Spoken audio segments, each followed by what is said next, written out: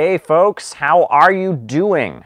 Happy Saturday afternoon. I'm here in my lovely Brooklyn apartment, enjoying the Saturday afternoon. Figured we would have a chat. I'm doing this from my phone, so we're going to see how this goes. But I have the stabilizer on, and it looks like it's going to be an interesting little bit.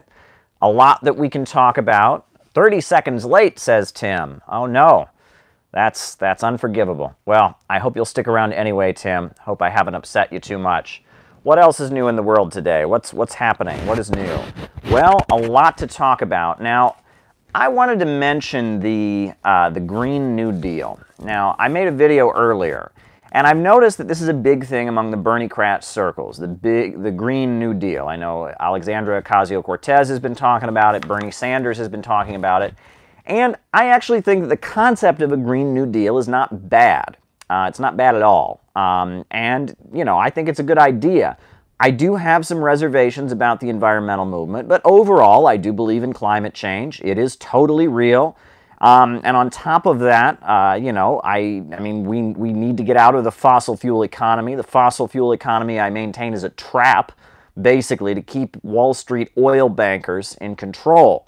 And China is desperately trying to get out of the fossil fuel-based economy. If you look at some of the amazing steps they've taken when it comes to green energy, the law that they passed regarding you know, new energy vehicles, and how 1 out of every 10 cars that's imported or manufactured in China must be a non-gasoline car that runs on alternative energy. You know, that's all big, and you know, and the fact that, you know, we've got the 4 super major oil companies, BP, Chevron, Shell Oil, and ExxonMobil, that basically run the economy. ExxonMobil is closely tied in with Chase Bank, BP is closely tied in with HSBC Bank, and these kind of global monopolists, you could call it, have kind of set up the world economy around fossil fuels and around oil, and they've set it up that way. And on top of that, they've basically rigged the economy so it'll work in their favor. I think that switching out of the fossil fuel-based economy, it would be a good thing. It would be a very good thing. I like alternative energy. So I'm giving my, you know, tentative plus to the Green New Deal movement. I think it's a good thing. However, you know, I do have my concerns about the environmental movement. There are a lot of forces within the environmental movement who do argue against historical progress, don't think raising the standard of living is very good. They want to, basically, they argue that developing countries need to stay poor because it's better for the environment, and that I don't agree with, and that, you know, that there is this kind of, you know, anti-human edge to certain schools of environmentalism. And I think those are the schools of environmentalism that have been highlighted by some of the rich and powerful, like the Rockefeller think tanks, like the Ford Foundation. Ronnie Miller says, hello. Well, same to you, Ronnie Miller. Someone was asking if I'd seen a trailer for an upcoming documentary about Marxism. I have not. So if you want to link that, send it my way. I'd love to check it out. But hey, we're just getting started here. We're about 3 minutes in. So I need y'all to do, all of us here, a big favor. Take the link to this and tweet it out and post it on your Facebook and expand this conversation. I'm going to go for as long as we can. I've got my stabilizer here. I've got my phone charging. And we're going to try to go for as long as we can. But the bigger this conversation is, the more that we're going to get out of it. My only problem with all these solutions is that they seem like baby steps. That's what someone else says. Why are there so many leftists believing the stories about China arresting Marxists? Okay, you know, I've gotten so many comments about this. That was Ronnie Miller who raised that. I wanted to just throw this out there, okay? You know, because there have been these reports in the U.S. press that the Chinese government has arrested some Marxists. Well, I've got news for you all, okay? This may come as a shocker. Did you know that Lenin arrested a lot of Marxists? Yes, I know. It wasn't evil Stalin.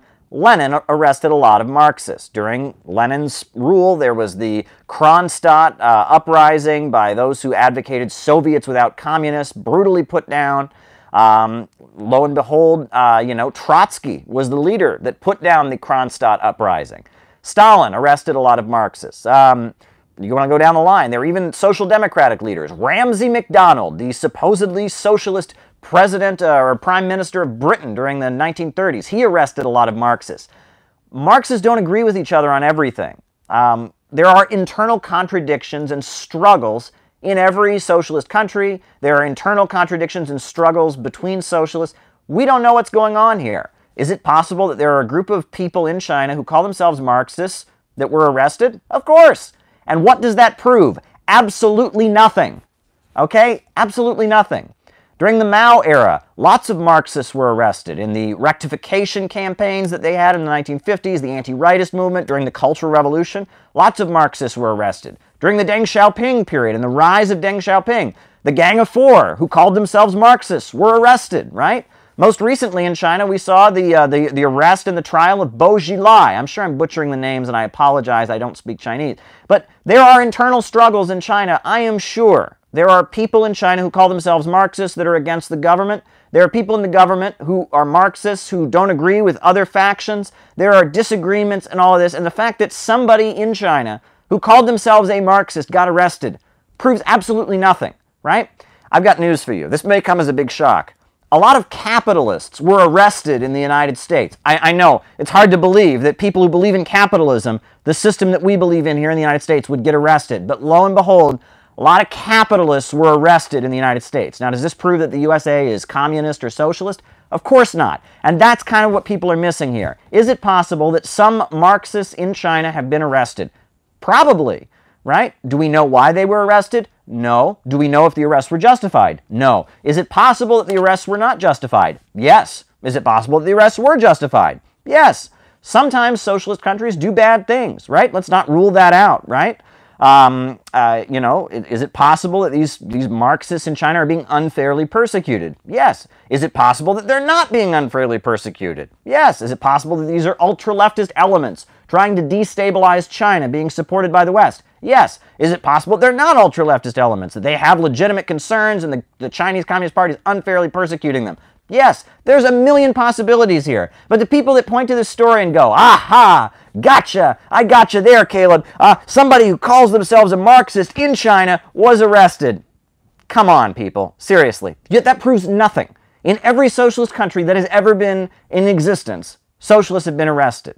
And in fact, I would say in capitalist countries, there's a lot of socialist on socialist violence. You can read about the new communist movement in the 1970s and how those groups were beating each other up with baseball bats. And there are political contradictions, there are disagreements, there's corruption, there's all kinds of things that go on in the socialist movement, in socialist countries, and that just pointing to this story that just so conveniently happened to be in like the New York Times and CNN, which I really don't look at them as like defenders of the global Marxist movement or experts on Marxism that I trust, you know, to point to, you know, whether or not China is truly socialist. I don't trust them in telling me what is right and what is wrong in socialist countries. It's very possible that these Marxists are being, you know, badly treated. I don't rule that out. It's also very possible that they're not, that they're being justifiably suppressed because they're engaging in trying to destabilize the country. I don't know what's going on. And the thing is, neither do you. You don't know either. Yes, you, I'm talking to you, you don't know. Just because you read a CNN article that didn't have any names and was very, very vague, you don't know what's happening over there either. You know that the mainstream media of the United States has informed you that, yes, a group of Marxists were arrested in China. Hey, you know, when Deng Xiaoping came to power in 1976, when he arrested the Gang of Four, and the Gang of Four called themselves Marxists, that was a very, very good thing. It was a good thing that the Cultural Revolution was ended and that the Gang of Four were arrested. Furthermore, it was a very, very good thing when Bo Xilai, I'm sorry I'm butchering the name, I apologize, when Bo Xilai was arrested in China. This was a corrupt leader who was tied in with all kinds of malfeasance, and he was using Marxist language to justify his behavior as he was spreading corruption through Chinese society. He called himself a Marxist, but it was a very good thing that he was arrested. You know, you can go down the line. You know, simply saying that someone who called themselves a Marxist was arrested in China proves absolutely nothing. And you know what? Even if these folks are completely right and the Chinese government is completely wrong, and this is just a case of some legitimate socialists being suppressed by corrupt leaders, which happens, you know, if that is truly the case of what's going on here, that doesn't prove anything. That proves that something bad happened. That doesn't prove that China is the enemy. That doesn't prove that China is the hope for the world. That doesn't disprove... come on, folks. Please. I have a feeling that the way those stories were written is a little off, you know? And again, I really want to ask you seriously, do you believe that CNN and the New York Times have the best interests of the global Marxist movement at heart? Do you believe that? I mean, you know, do you believe that? I'm just asking you that question, right? Because they're the ones that have highlighted this case. We haven't heard from China about it. The Chinese government hasn't said. We don't have the information there. So all we know about it is vague information we've gotten from the mainstream media. It's totally possible these could be justifiable arrests. It's totally possible that they're not justifiable arrests. Let's not pretend we know something. I don't understand the desperation on the part of a lot of socialists. I got to say this. To distance themselves from the forces around the world that are resisting Wall Street imperialism, right? It's like this desperation. You know, they want to desperately prove to people, I'm not like the bad ones.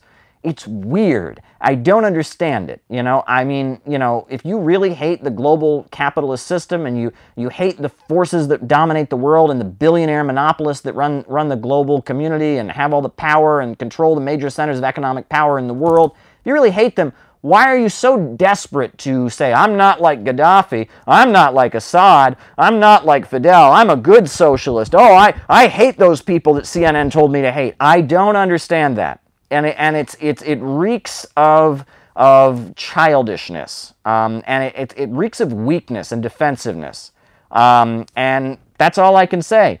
I don't have all the information, neither do you, right? And China is playing a very good role in the world. You know, I was going to get to China a little bit later, but let's talk about what's going on with the China-Pakistan economic corridor. That's very important what they're doing there.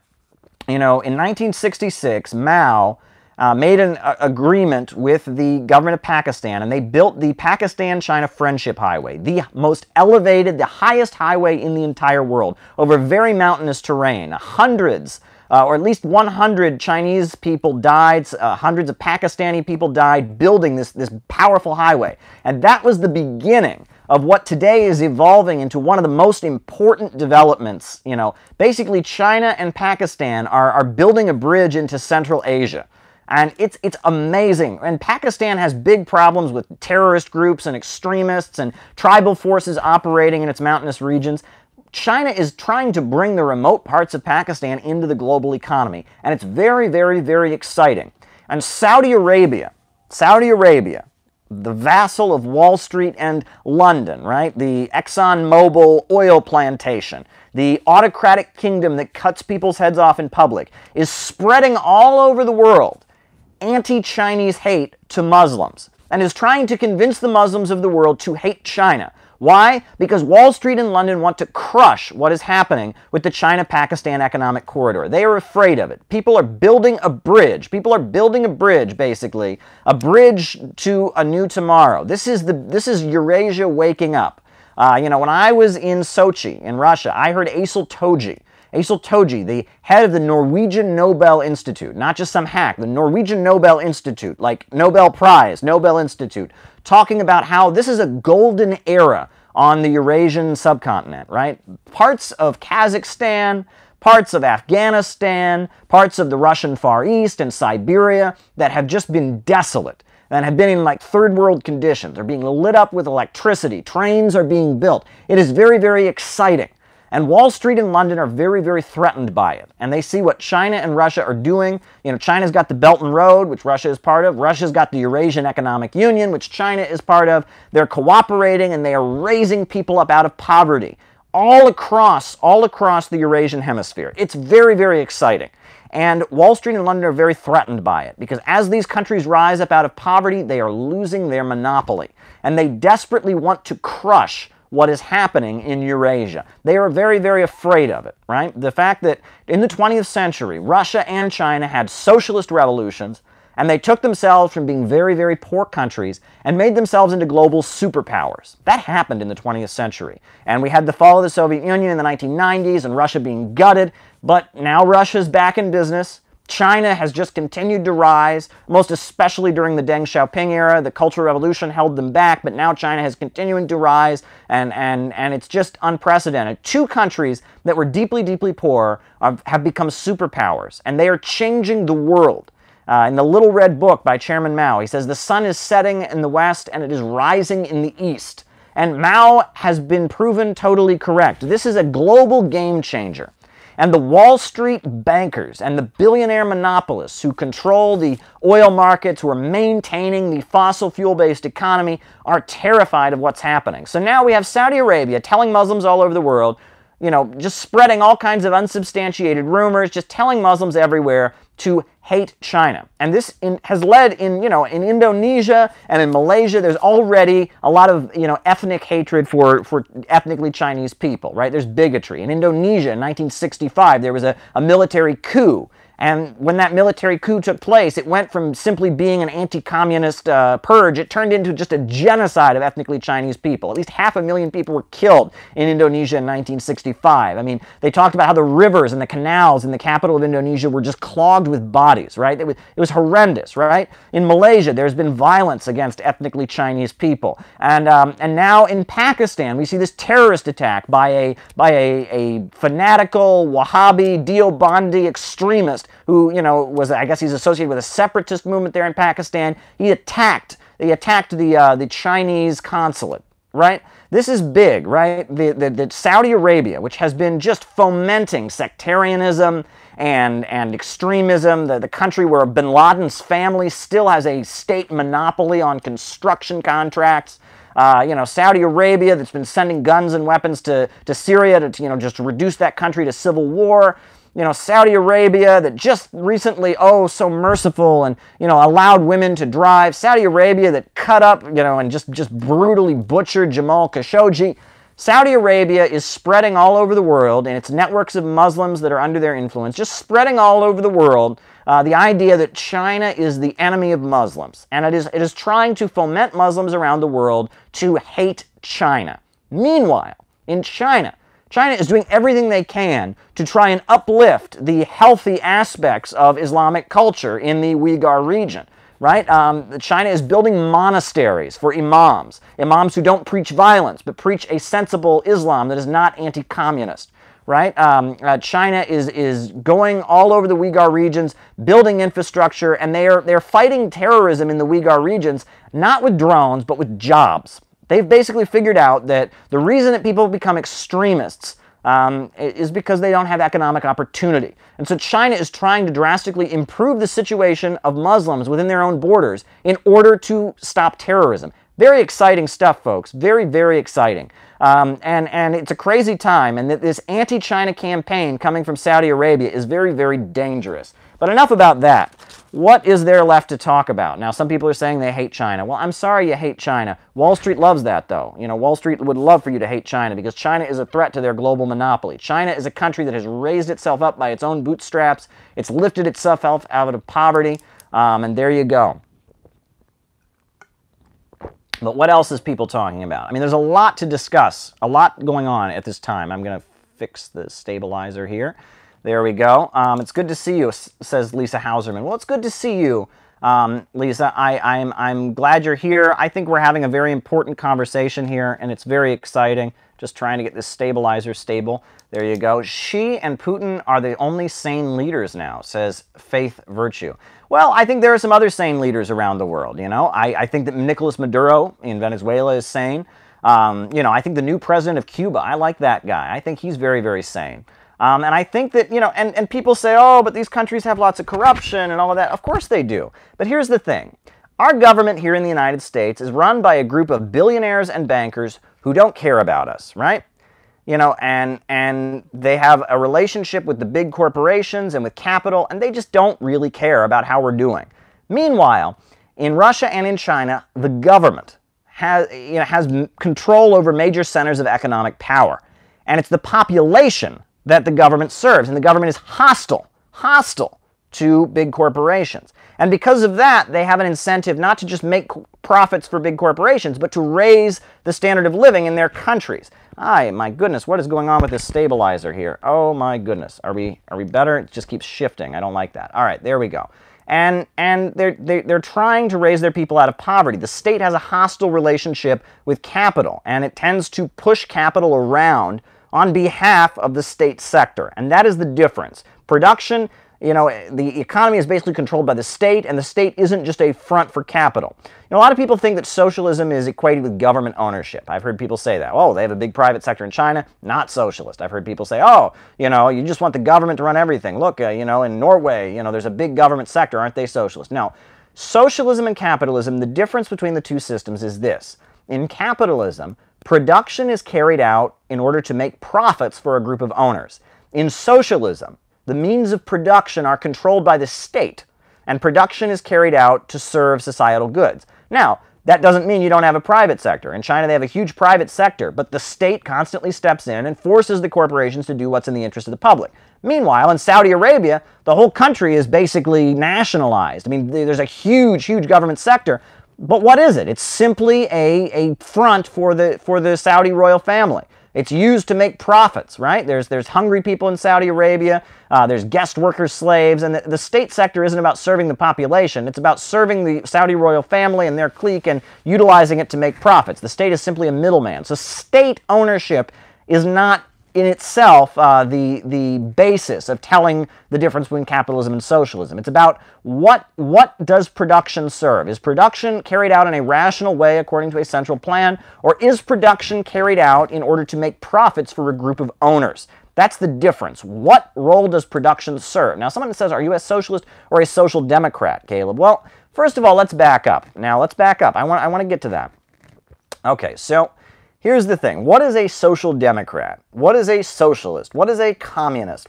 Let's back up. All right, so here's the thing, right? In the political left, you have basically three schools of thought. You have social democracy, you have Marxism or Marxism-Leninism or communism, and you also have anarchism.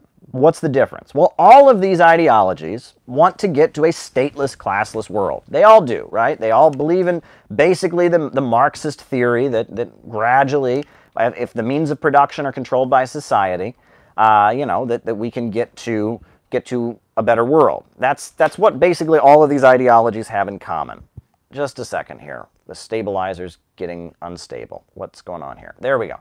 So that's basically what holds them all together.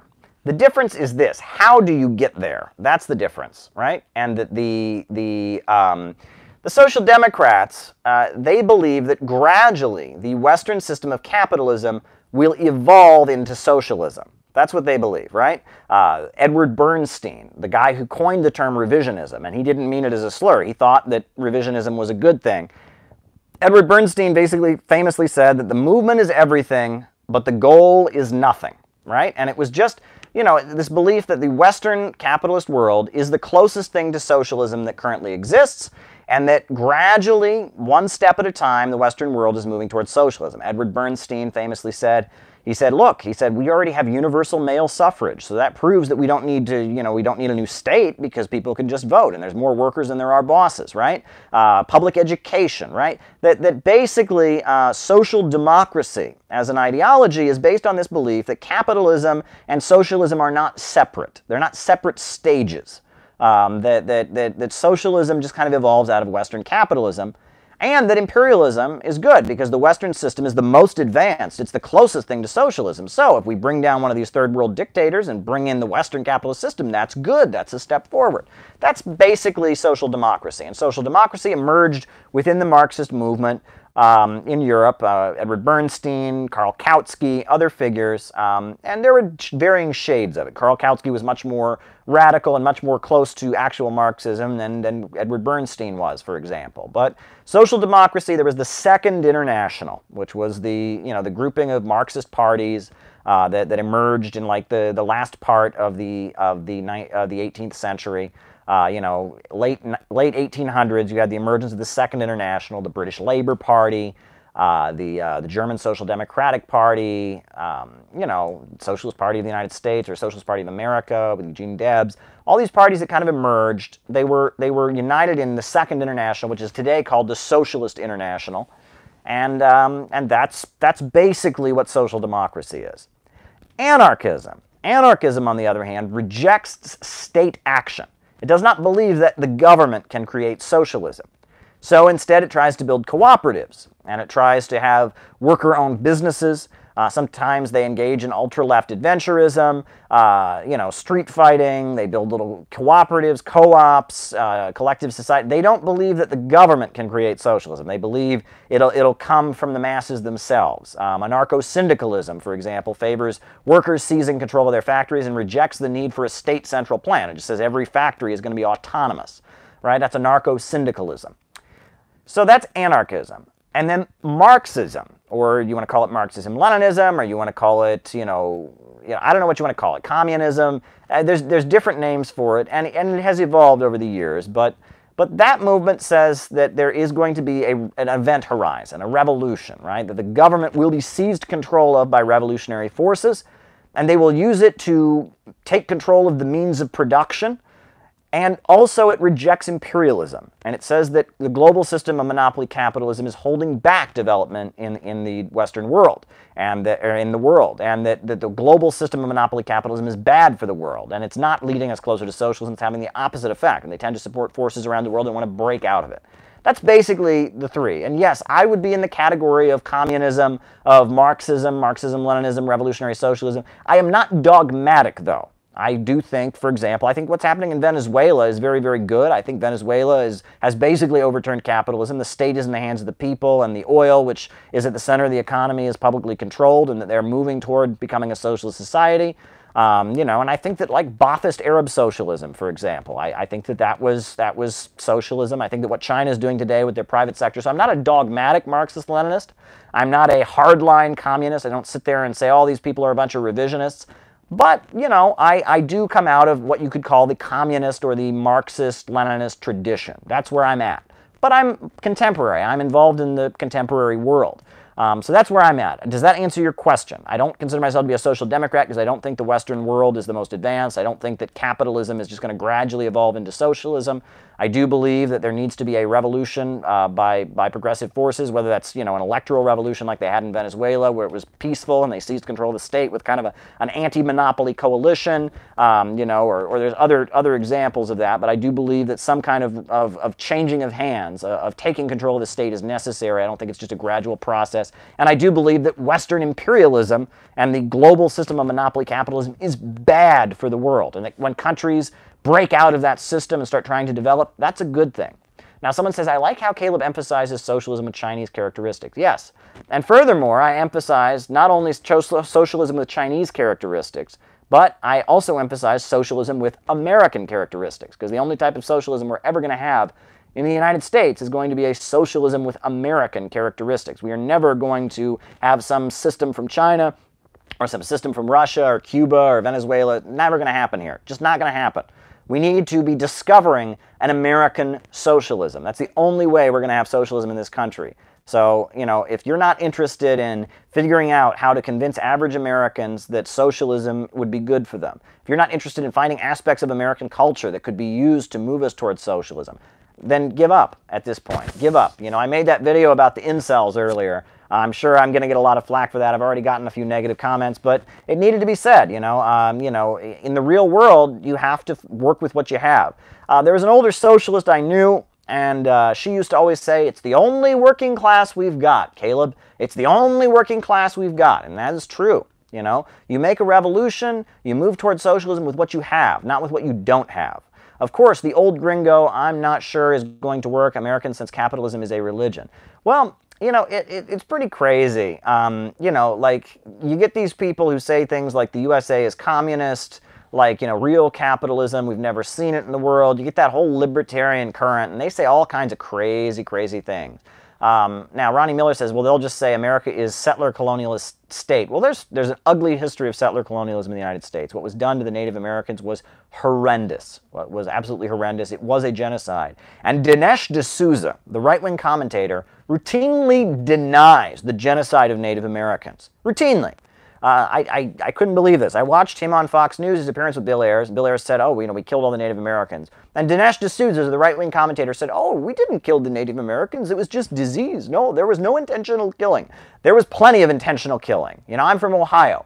At a place called Janidan-Hutton in Ohio, a whole village of Native Americans were lined up by American settlers and had their heads beaten in with hammers. Was that intentional killing? Dinesh, that wasn't intentional, right? The hammers just, fell on 500-600 people. I mean, come on, right? The massacre at Jeanette Hutton, that was intentional killing. The massacre at Wounded Knee, that was intentional killing. There are scores and scores of intentional killings of Native Americans. Yes, there was intentional killings of Native Americans. Yes, there was a cultural genocide where, they went to these Indian schools where if they spoke their indigenous language, they were beaten. They took them away from their parents until they were 18, basically to force them to adopt Western ways. The slogan that was used for the Indian school program was kill the Indian, save the man. I mean, really, really ugly stuff. There was a genocide of the Native Americans, and the fact that folks want to deny that is beyond me. If Dinesh D'Souza said what he said about the slaughter of the Native Americans, about the Holocaust the Nazis committed, that would be illegal in Europe. That would be Holocaust denial. And Dinesh D'Souza gets on television, and he's an Indian from India, not a Native American, but from India, and he gets on there and he says, oh, there was no intentional kill. It's beyond me, but there's a lot of people who want to hear this. And, people have noticed that there's been a weird thing where, Donald Trump, when he met with a group of Native Americans, he met with them in front of a picture of Andrew Jackson, and he's got this whole thing with Elizabeth Warren, and it's like there is a level of defensiveness. I think a lot of older white people are defensive, and they feel like if you point out that there was a genocide against the Native Americans, if you point out that you're personally attacking them, well, you're not. You're not, right? It's not a personal attack on you. I'm a white American. It's not a personal attack on me to say that Native Americans were genocided. My ancestors probably participated in the genocide of Native Americans. I can say that, right? And that was a bad thing, and it's awful, and I am just sickened by it, and I am not, this doesn't mean I'm a bad person for admitting that, right? It's not a personal attack on white Americans to admit that. And I've noticed that I feel like there is a level of resentment in Middle America, that if you talk about the actual history of the United States, slavery, slaughter of the indigenous people, that it's like an attack on average white Americans. And it's not. It's not. We need to just be real about what happened. You know what I mean? For example, I've got Irish ancestry, Well, it's not an attack on average English people to admit that there was a genocide of the Irish people by the English. Not an attack. And when you get on this thing, well, I can't admit there was a genocide of the Native Americans because, that means that my people did something bad and we didn't do anything bad. No, and that's the whole thing. And I think this is the essence of it, is that a lot of white people have seen their standard of living go down. And the left, the organized political left, hasn't really found a way to tell them that that's a crime against them, and instead there's a lot of shaming of white workers. And so their response, they've kind of got this trained response, but they don't want to hear about the slaughter of the indigenous people because they feel like it's an attack on them. They hear all this shaming and personal attack, and they're told they have white privilege, meaning you have something, privilege is something you're not entitled to, right? So they're told they have white privilege, so you've got it too good. Nobody wants to hear they've got it too good. Nobody wants to hear that. No one wants to hear that they don't deserve what they have and they should have it worse. Nobody wants to hear that. And there has been this kind of, attack on white workers from, not really from Marxists, not from the left, but from what you might call oppression theory or postmodernists or whatever you want to call it. And because of that, there is this defensiveness that has developed, and Trump plays into that. And that's what I think is going on. And I have emphasized, Trump says, "Make America Great Again." I don't buy that slogan because I think that "Make America Great Again" means, return to some of the awful things like Jim Crow and all that. I say American rebirth. Rebirth of the nation. Rebirth of the country, I should say. The USA is not a nation. But rebirth of the country in a progressive way, based on brotherhood and solidarity, and kind of a revival of the forces in U.S. history that have stood for justice and truth and rightness. At the same time they were slaughtering Native Americans, those Native Americans were fighting back heroically. You had Crazy Horse and Chief Sitting Bull. At the same time slavery was going on, you had people like Frederick Douglass, who were heroically fighting against slavery, Nat Turner. On top of that, you had a huge abolitionist movement in the United States. John Brown, Henry David Thoreau. You had all kinds of progressive people in the United States fighting against slavery. So why can't that be part of American history? Why can't that be part of who we are also? Why is it that we basically want to hand over our identity to Donald Trump and to the right wing? I don't understand why the left does that. Why do they say, all Americans are about is Donald Trump, racist cowboys, slave owners? That's our whole identity. Why have we surrendered our identity to the right wing?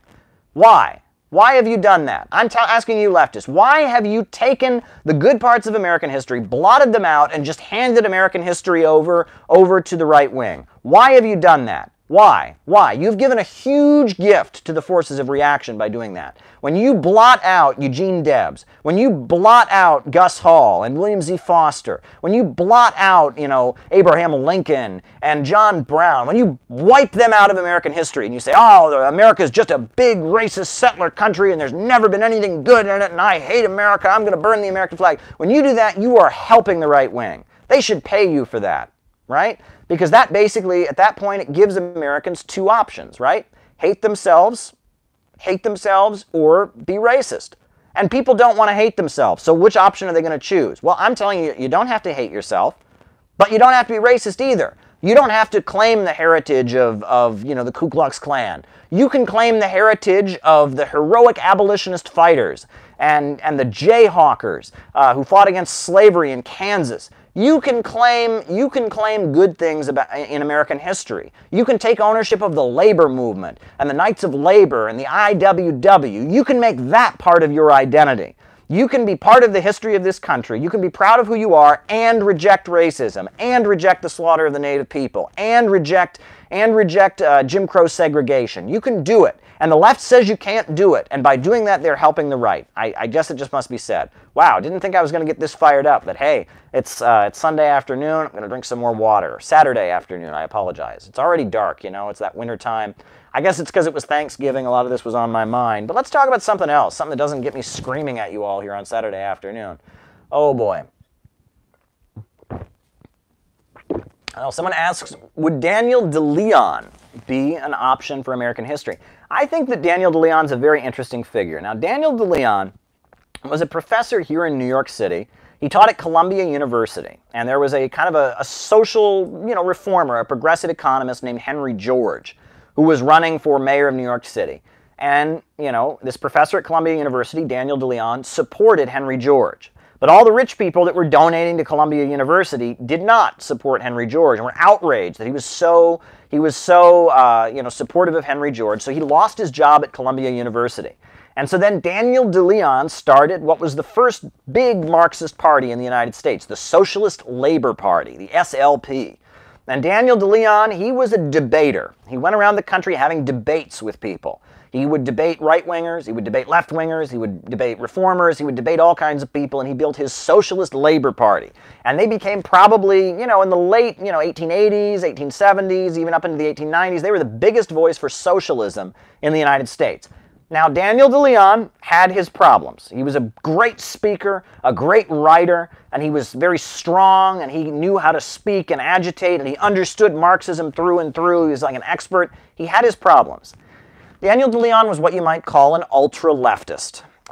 He, for example, he thought, at the time in the USA, I'll give you a great example. At the time in the USA, a lot of the people that were against the power of big business and the big corporations were organizing against what they called the trusts. And the trusts were these kind of monopolies that were organizing. And there was a mass movement of small farmers against the trusts and all of that. Well, the SLP, they said that the trusts were good because after the revolution it would make it easier to nationalize. And so at the same time that all these working class Americans are rising up and protesting against the trusts, the socialists are going and saying, actually the trusts are good because after the revolution we're going to that's not good.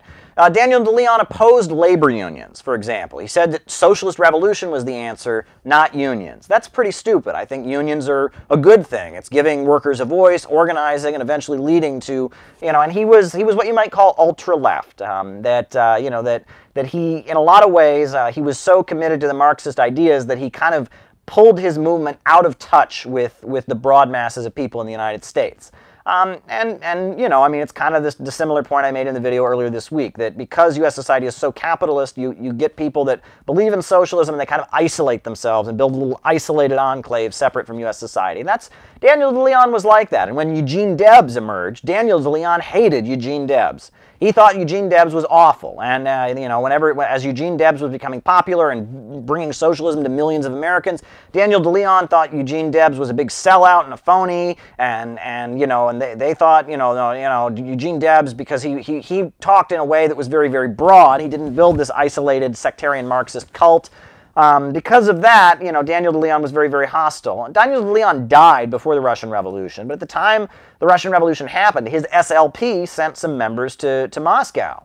And at the time when the Soviet Union was saying that they should support the broad labor movement, and when the Soviet Union wasn't implementing the kind of vision, the anarcho-syndicalist vision, they cut their ties with the Soviet Union. The SLP was very much an ultra-leftist organization, and Daniel DeLeon, despite what he did, and he made a huge contribution, I must say, a huge contribution in winning millions of Americans to socialism, and I don't want to downplay what Daniel DeLeon achieved. He was a great leader, but he had his flaws. He was a bit of an ultra-leftist. That needs to be said. I hope that was helpful. I hope that answered the question of the person who asked about Daniel DeLeon. What else is on people's minds? I got plenty to talk about. There's plenty on my minds today. I'm trying to get this stabilizer to cooperate. I'm wearing a mic, and I think the mic keeps pulling the stabilizer down.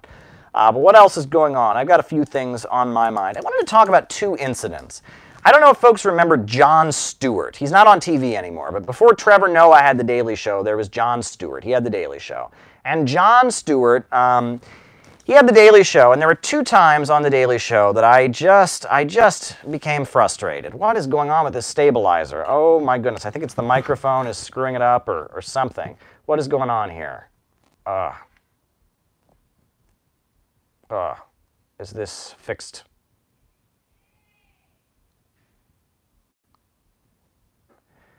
All right, I'm going to turn it off and turn it back on.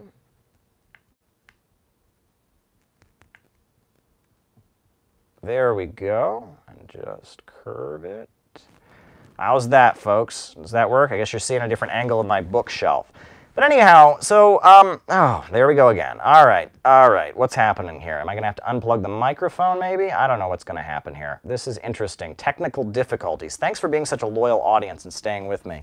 I wanted to mention these two incidents. So, before I was talking about Jon Stewart, and so I used to watch The Daily Show. And on The Daily Show, there was at one point where Jon Stewart was interviewing, who was it? He was interviewing J.K. Rowling, the author of the Harry Potter books. And he's interviewing J.K. Rowling, and he says to her in the interview, he says something to the effect of, she's talking about red areas in Britain, and red areas, and how that's like a left-wing area in Britain. What is wrong with this thing? I think, folks, here's the thing. I think I'm going to unplug the microphone. I think the microphone is our problem here. So the audio might not be as good, but I am just going to unplug the microphone. So hold tight, because I don't know what's going on here. All right, hold tight. Okay, I'm going to turn it off. And then I'm going to unplug the microphone. And then I'm going to turn it back on. Okay. I think we're in business. Can folks still hear me? Is the audio still good? How's the audio doing? Still good? Good. All right. So anyhow, so Jon Stewart, he was interviewing J.K. Rowling. And J.K. Rowling makes reference to red areas. He talks about red areas. And J.K. Rowling's talking about red areas. And Jon Stewart says, oh, and she says, in Britain, red is the left wing, and blue, that's the right wing. And Jon Stewart says, he said, in the USA, the blue is the left wing, and the red is the right wing. Why do you think that is? And then J.K. Rowling says, I don't know, who knows, why would that be? And they just sit there and ponder it for a second. Why would red be the left wing in Britain? And I'm sitting there, and my head was about to explode. I was about ready to, punch my television. You know why? It should be obvious why red is left-wing in Britain. The Labour Party. Socialism. Marxism. It was infuriating. And that moment struck me. It struck me, that moment, how much the ideology of Marxism has just been blotted out. People have no clue. People have no clue. On national television, Two of the smartest, what are supposed to be the smartest minds, right? One of the most best-selling authors in the world, and a guy who had, you know, 4 nights a week, top viewed show in the United States, interviewing authors of the best book. Neither of them had any clue why the Labor Party might be red. I mean, that shows how much the ideology of Marxism and how much the history of socialism has been blotted out. And that shows why things like this live are so damn important.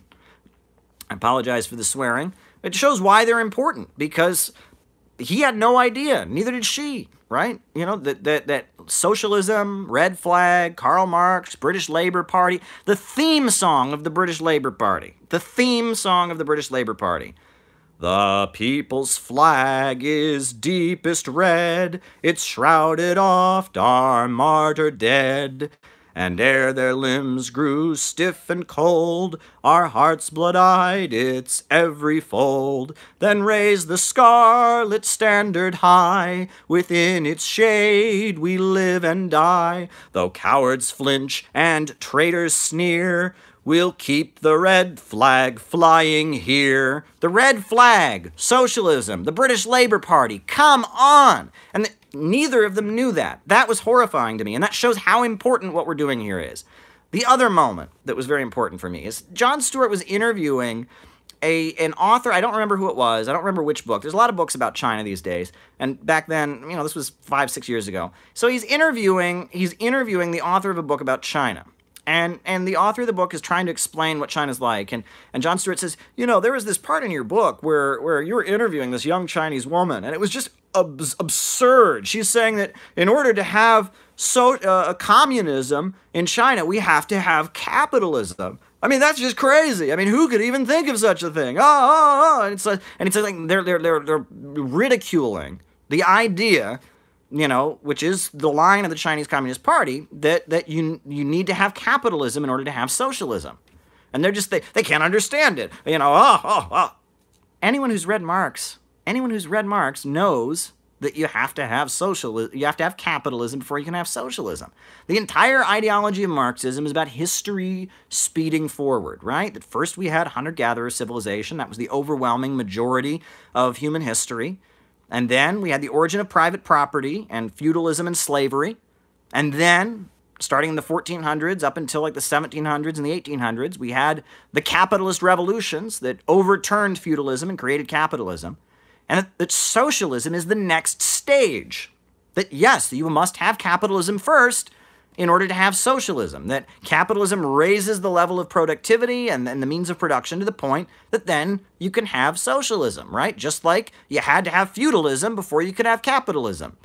Just like you had to have hunter-gatherer civilization before you could have feudalism, right? That history is like a train speeding forward. Jon Stewart apparently had never heard of this. And this guy who's an expert, who's writing a book on China, he apparently had never heard this. And when some young woman in China tried to explain that to him, that basic understanding of Marxism, that basic, you know, Marxist concept, tried to explain to him, you know, that history advances and you have to have one stage before you can have the next stage.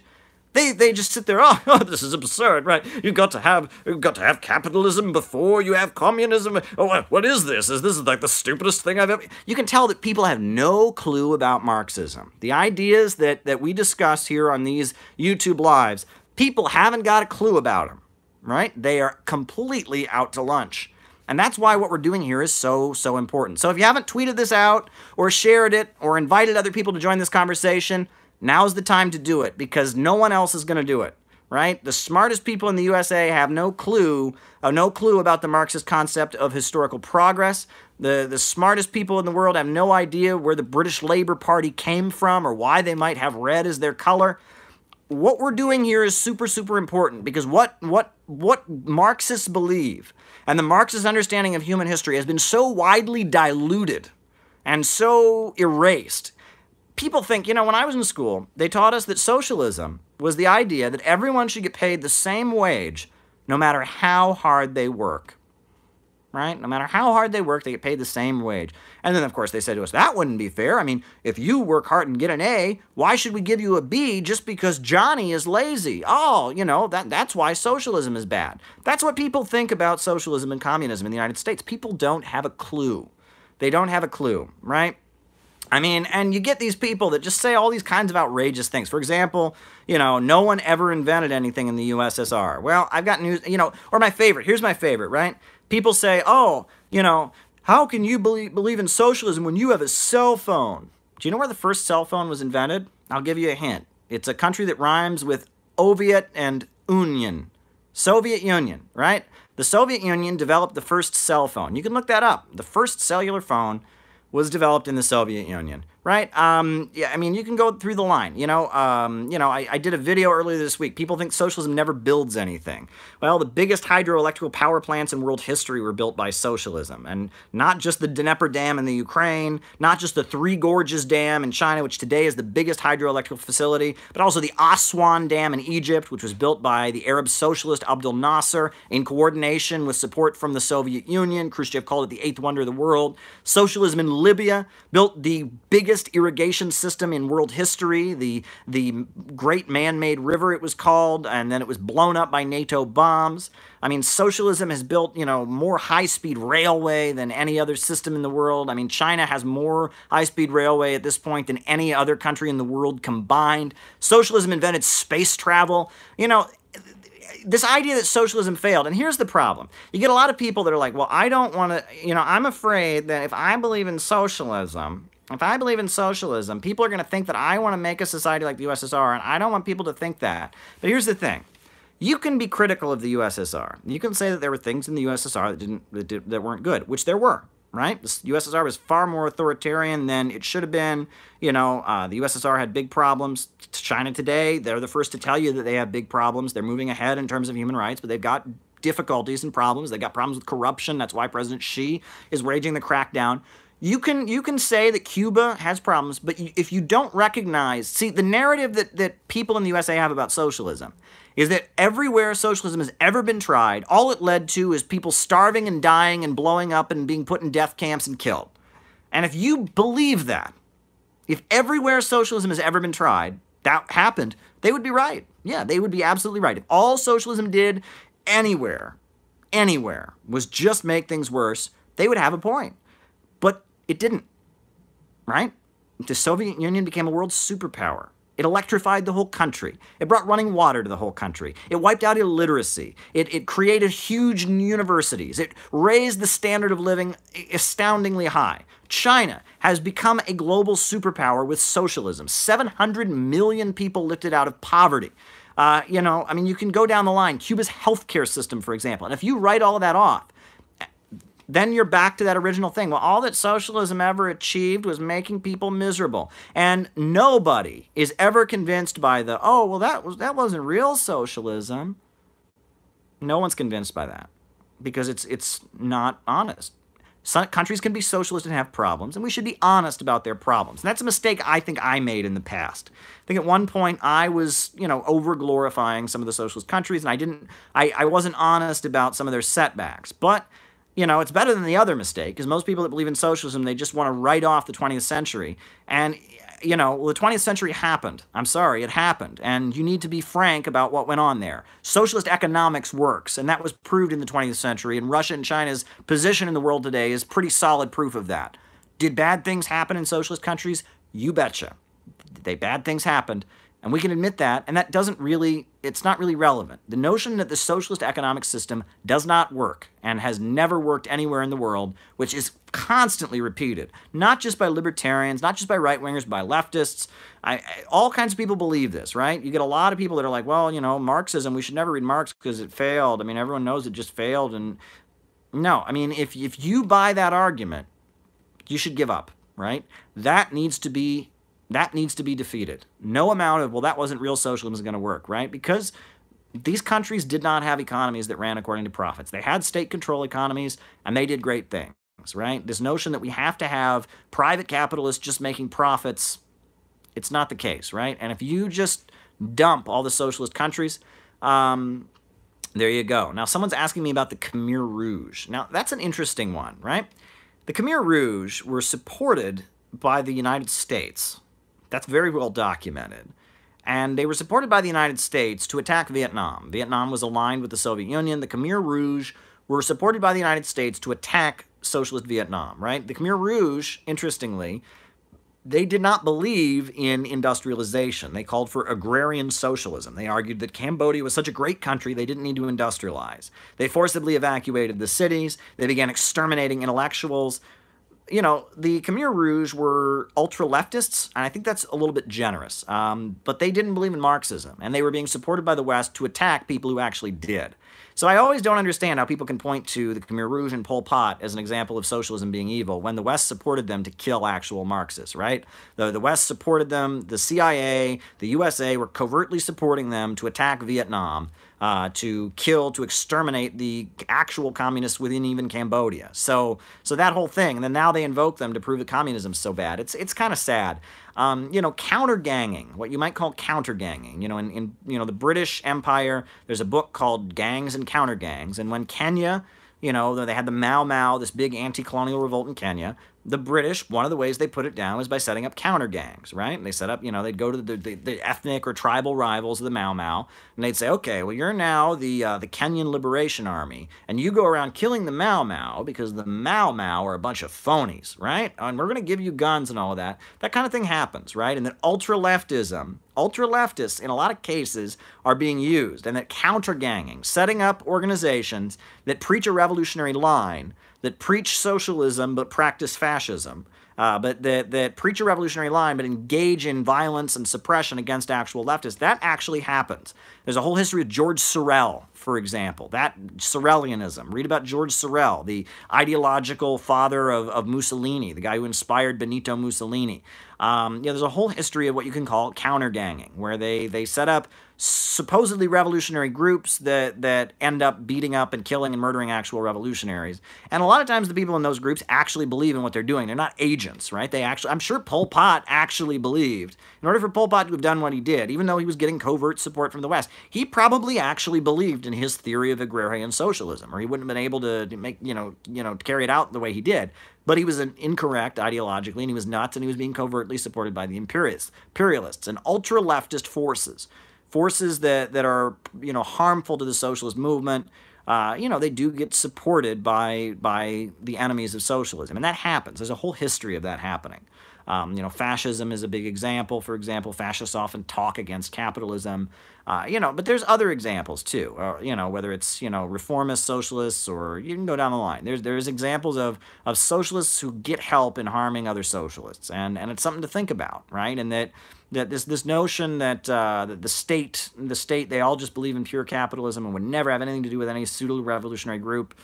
That's not always the case, and that brings me to George Soros. George Soros is a real person. I'm sorry, I know that he's supposed to be a big joke in left-wing circles. George Soros, he doesn't exist. Oh, where's my Soros check? Where's my Soros check? Ah, ha, ha, ha, ha. But no, George Soros is a real person. He's a billionaire from Hungary. In the 80s, he was funding anti-communist forces in Czechoslovakia and in the Soviet Union and in other countries. He funded anti-communist dissident movements that were working against the government of the Soviet Union, the government of Czechoslovakia. He's a real human being. And if you're a leftist, you should hate George Soros. You should really hate George Soros, because George Soros is somebody who's done more to combat Marxism and socialism than anyone else, right? George Soros is a liberal. He's not a conservative. He's definitely not a conservative. He has a lot of causes he supports. He favors, a more kinder, gentler capitalism, I guess you could say. He's not a Marxist like the right wing says he is, but he is a friend of Western imperialism. He's a bitter anti-communist, and he's useful. And I don't understand why in left-wing circles he's just become a joke. You can't ever mention George Soros. If you say George Soros, people go, oh, that's right-wing, or that's anti-Semitic, or that's... Come on, George Soros is a real human being. He played a big role in overturning the USSR and in staging the color revolutions around the world. He's a real human being, and he funds, and he's a middleman, and he uses, his money in order to back pro-Western, pro-capitalist, neoliberal forces that are liberals. That are liberals, right? And I would argue that the richest of the rich are liberals. The most powerful entrenched forces in the United States tend to be more liberal, not Marxist, not socialist, but liberal. Why? Because they've gone to Harvard and Yale, and they don't believe all that libertarian nonsense that if we just privatize everything, everyone can be rich. They don't believe that because it's not factually true. And the richest of the rich, we're talking like the Rockefellers and the DuPonts and these, the Carnegies, the Morgans, the Rothschilds, they're well connected, and so the idea that the government might play a bigger role or tax the rich doesn't bother them because they're rich enough that they're not going to be hurt by it. And if there's going to be a government monopoly set up, they'll get rich from the government monopoly. The lower levels of the rich, right? People that own big hotel chains or big stores or the small fracking companies that started up during the kind of the fracking boom, right? Like Devon Energy, those forces are very right-wing. And they have a big resentment against the rich people that are at the top of the food chain and have kind of rigged the government in their favor. That's totally true. And they tend to believe all this Friedrich von Hayek, privatize everything stuff. They tend to believe that stuff. So this, it's the new money. They tend to be the most conservative and libertarian. And it's the richest of the rich tend to be the most social democratic and liberal because they have the top of the food chain. They don't mind having the government involved. And that division exists. If you go to the Arab world, for example, in the Arab countries, for a long time, the two big forces in the country that existed is you had like an Arab nationalist current and you had the Muslim Brotherhood. The Muslim Brotherhood represented small business owners who were hostile to the government, right? And they were hostile to the government. They felt like the government was getting, and they were anti-communist, and they set up charities. And then you had Arab nationalist currents that were close to the military. And the richer capitalists would be in with Arab nationalism because they wanted the government, they wanted the military, they would get the military contracts, they would get the government contracts. That was a divide. Now, the way things played out, in a lot of not a lot of countries, but like in Syria and Iraq and in Egypt under Abdel Nasser, you had in a lot of cases, as there was a fight developing among the ruling classes of these countries, you had the Arab nationalist current desperately needing the working class to be on its side against the Muslim Brotherhood current and the small business owners. And so they eventually moved towards socialism. And then pretty soon these capitalists are like pushed aside and the working class becomes the dominant factor in the coalition. And you had the birth of Arab socialism.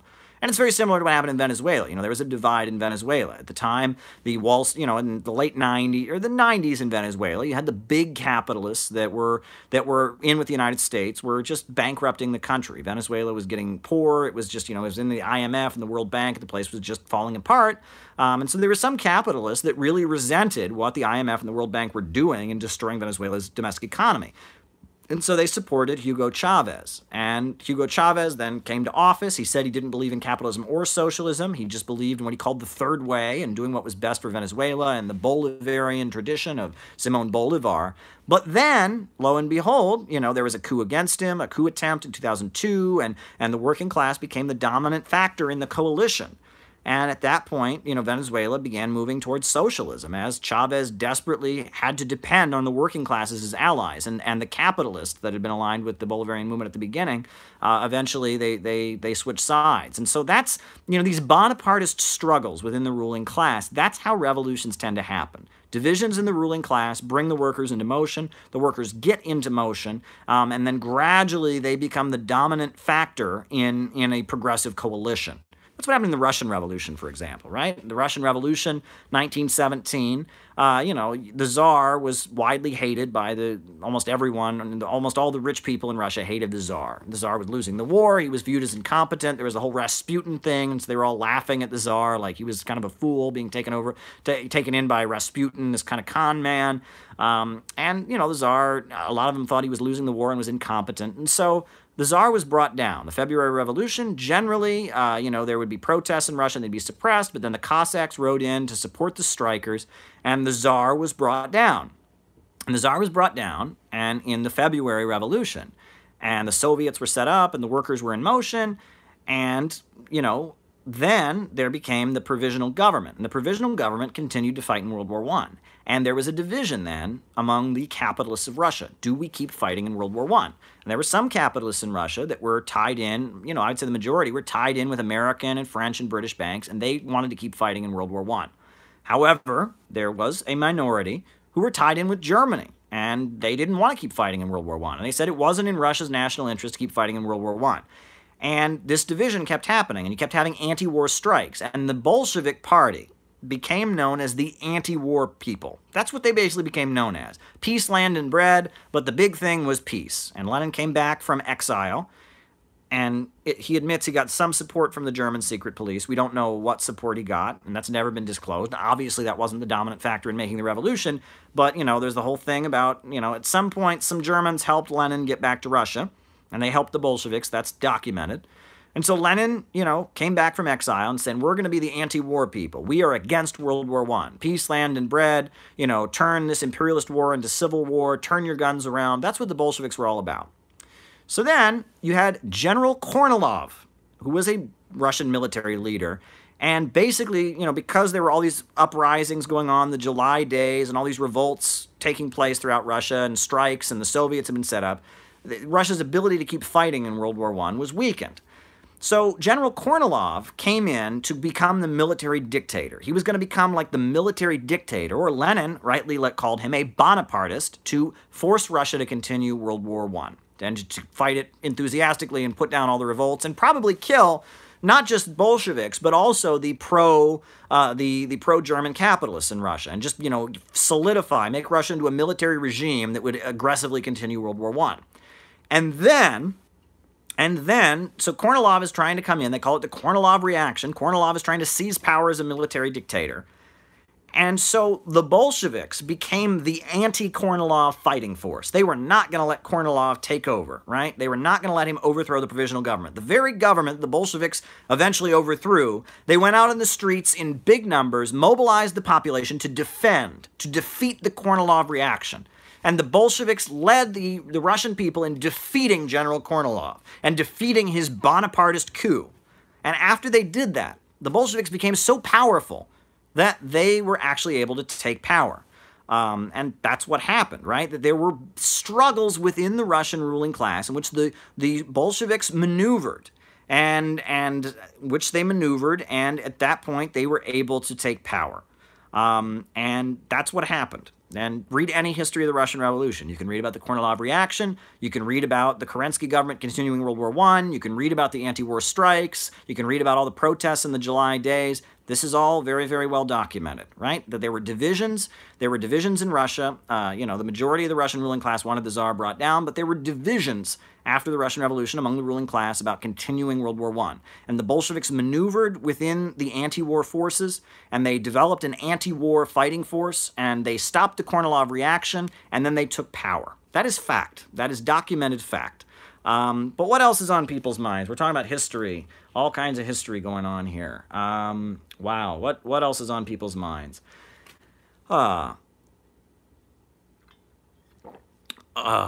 Henry Rennes says Lenin duped Parvus. So that's interesting. Parvus is considered to be the mentor of Leon Trotsky. Eventually, they had a falling out, but Parvus is a figure who's Leon Trotsky apparently was very, very close to, and they had a big falling out. I'm curious about the various factions at the time of the Russian Revolution, and I'm interested in the character no one talks about, Mikhail Bakunin. Bakunin.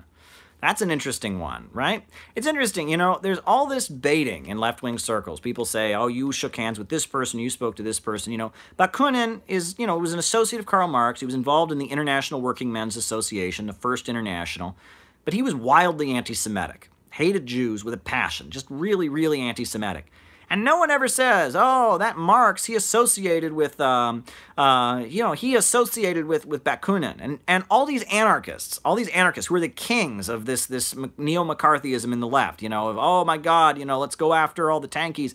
they all like Bakunin, and Bakunin was wildly, wildly anti-Semitic. You know, people point to Marx being anti-Semitic with his essay on the Jewish question, but Bakunin, anti-Semitism was a huge part of his identity. That guy hated Jews. And anarchists, well, they love him, right? They love him. But yet, and I wanted to get to this, you know, there is a new McCarthyism that has developed in left-wing circles. I'm not going to name names, but, you know, all over the internet, there's a lot of people who think that there's some kind of like underground Nazi conspiracy. Right? And there is a problem. White nationalists in the United States are growing, and they're bad, and they're awful, and I denounce them with every bone in my body. I have no love for people like that. You know, they're awful human beings. However, you know, this belief that there's some kind of, you know, vast underground Nazi conspiracy, and that, I mean, this is really getting silly.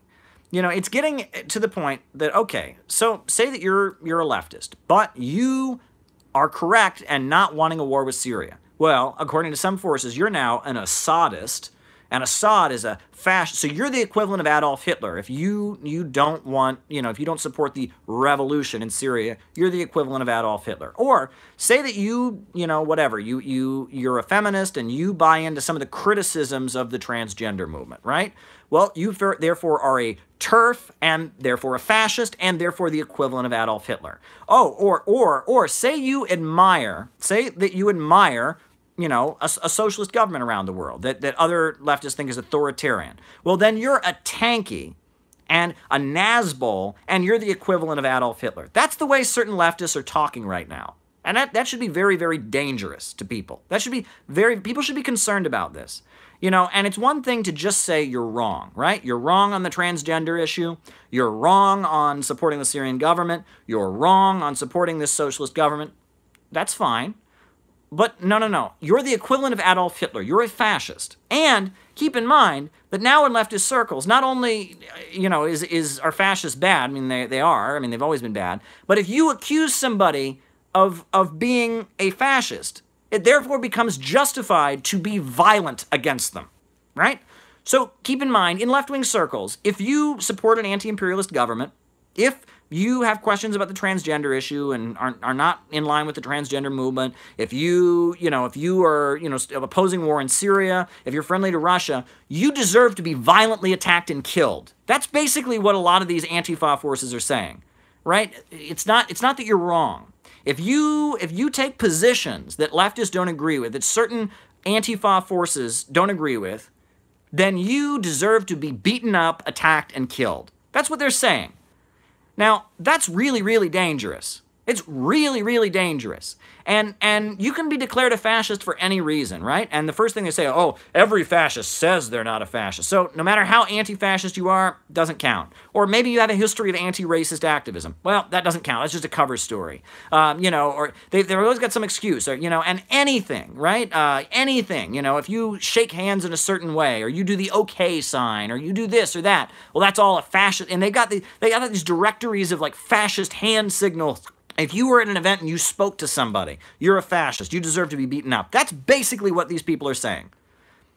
And I don't think I'm the only one who realizes how dangerous this is. And the sad thing is, I mean, fascism is awful. It is. And these people are basically cheapening, you know, it's becoming a joke. They are making it into a joke, right? And they're making it so, you know, you're a fascist if you do anything that disagrees with them. And on top of that, if you were to listen to some of these people's rants where it's like, how to spot a fascist? Well, you know, of course they say they're not a fascist, but have you ever noticed that, you know, if they say this, that, you know, this is a secret fascist code word or a dog whistle. If you listen to these people, take some of their rants and replace the word fascist with communist, and you'll be hearing Joe McCarthy and the John Birch Society. It's so ridiculous, right? You know, we all know that John F. Kennedy was a communist because he supported the civil rights movement, and that's a communist conspiracy against our way of life, right? That's what the Birchers all said in the 50s. They were wrong. John F. Kennedy was not a communist, but he did something they disagreed with, and they declared him that to make him a communist, right? Or what is that? You know, I mean, it's basically, you do anything that disagrees with them, you know, and Jack Rabbit says the KKK are not fascist. I would say the KKK are fascist in the way I understand fascism. Now, this is where it all starts to get a little bit crazy. What actually is fascism? right? And there's a lot of interpretations. I did a video on this. What is fascism, right? So there have been about 3 approaches in the communist movement that I'm aware of, right? You have like the mainstream kind of, you know, the old Comintern CP parties had this line. A lot of the Social Democrats have this line. They say fascism is right-wing authoritarianism, right? The Republicans, they become conservative and dictatorial and authoritarian, then they're fascists, right? And they always say the Republicans are creeping fascism or moving toward fascism, right? The fascism is just the right wing. That's the standard. That's what you'll hear for the most part. I know Georgy Dimitrov, the Comintern representative in the 1930s, he said fascism is nothing but the rule of the most right-wing sections of the ruling class, right? Well, that's one definition. Then you've got the Trotskyite definition. You know, Trotsky wrote extensively about how he argued that fascism was a middle-class right-wing movement, a middle-class upsurge, a middle-class movement that emerges of middle-class people that hate both the communist movement and big capital. And then he argued that Mussolini and all of them, you know, that the ruling class hijacks this right-wing movement and uses it to attack socialism when there's a crisis. That's Trotsky's argument. And then you have the definition the Communist International used in the early 30s of what they called like social fascism. They said anyone who wasn't a communist. If you sound like a communist, but you're not, then you're a fascist, right? There was actually, people wanted me to sing again. There was a song that the old Communist Party USA used to sing, and I learned this from someone who actually learned it when she was a small child. There was an older woman who was in the Workers' World Party. She was about 80 years old. She'd gone to a communist summer camp when she was a child, and she'd been in a Communist Party USA summer camp when she was like 4 or 5 in the early 30s, and they taught her this song in Brooklyn, New York. The Cloak Makers Union is a no-good union. It's a company union by the bosses. Those right-wing cloak makers are just socialist fakers who play upon the workers' double crosses. The Hill Quitstubinskis and the Thomases are making the workers false promises. They preach socialism, but they practice fascism to preserve capitalism for the bosses. Right, in the early 1930s, CPUSA, Communist Party USA, they said that Norman Thomas and the Socialist Party were fascists. They said the Trotskyites were fascists. They said the IWW and the anarcho-syndicalists were fascists. If you were not in the Communist Party, you were a fascist. That's the other definition you get. And then Mao and the Gang of Four revived it in the 1970s. In the 1970s, Mao Zedong and the Gang of Four revived that definition. And they said, well, the Soviet Union says it's socialist, but it's actually social imperialist and fascist, right? That was their line. And that was their justification for aligning, for example, with Pinochet. Well, Pinochet may be a brutal dictator, but hey, he's fighting those social fascist Soviet leaders, and Allende that was a social fascist, right? And that social fascism line, right? And that was, an ultra-left line. But the thing is that there's a grain of truth in all 3 of the definitions. You got the mainstream definition that fascism is just, it's just right-wingers. You got the Trotskyite definition that fascism is a middle-class mass movement. And then you've got the hardline, definition that if you're a communist, if you sound like a communist but you're not, then you're a fascist. Well, there's an element of truth in all of that, right? Fascism is a right-wing authoritarian movement. And it's hijacked by the richest of the rich, in a time of crisis. That's true. Fascist movements tend to be based among the middle class that has hostility to the ruling class, but also hostility to, social democratic movements. There's an element of truth in the Trotsky definition. And also, fascists, traditionally, they have a populist or demagogic aspect to them. That they tend to, say they're for the common man and all of that, but they really hate communists and want to kill all the communists. So you could say they sound like communists, but they're not. All 3 of those definitions point to some truth. But all 3 of them, in essence, are wrong. Fascism is not that complicated, right? All of that is true when you observe fascist movements, but all of that's kind of not relevant. Fascism is a mass movement of violence and terror to preserve capitalism. It is those who want to resolve the crisis with destruction. That's what fascism is. When there is a crisis of capitalism, you'll get progressive axes that say we need to seize control of the means of production, we need to move towards socialism, and then you'll get the destructive axis. The destructive axis says, no, we need to just destroy and tear things down and kill lots of people and go backwards, right? So when there's a crisis of society, when the old way doesn't work any longer, when the ruling elite doesn't know what they're doing, when there's big problems in the economy, when there's political divisions within the ruling class, when society seems to be crumbling, what do? Leftists, socialists are constructive. They want to move forward. They want to plan the economy, develop the means of production, build a better society. Fascists want to tear things down, beat people up, kill people, promote the most backward feelings among people, racial bigotry, hate, cruelty, sadism. Fascism is lynch mobs. Fascism is the Ku Klux Klan in the United States. Fascism is the Black Hundreds Party in Russia doing their pogroms and slaughtering whole Jewish villages. Fascism is it is a mobilization of violence and terror. It is mass destruction to save capitalism, right? It's when there is a crisis in the system. Fascism is those that engage in violence and mass destruction and terror in an attempt to resolve the crisis. Meanwhile, socialism is those that say, no, the way we resolve this crisis is by moving ahead, by being progressive-minded, by bringing people together, by building, by constructing, by working hard to build a better future. Fascists appeal to the worst aspects of human beings. Socialists appeal to the best aspects of human beings.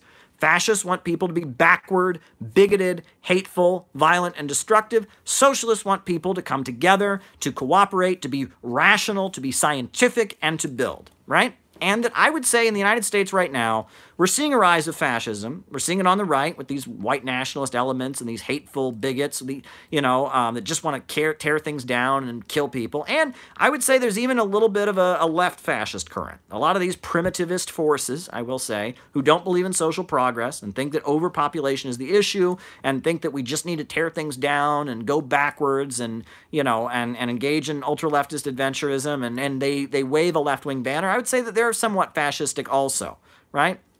And that if you want to solve the crisis of capitalism by tearing things down, beating things, tearing things apart and moving backward, you're a fascist. And if you want to solve the crisis of capitalism by moving forward, by wanting to build a better life, by promoting science and reason and technology and development and building human solidarity and holding society together and caring for those in need and emphasizing human cooperation and solidarity and breaking down bigotry and having people work together to build and to construct, then you're a socialist.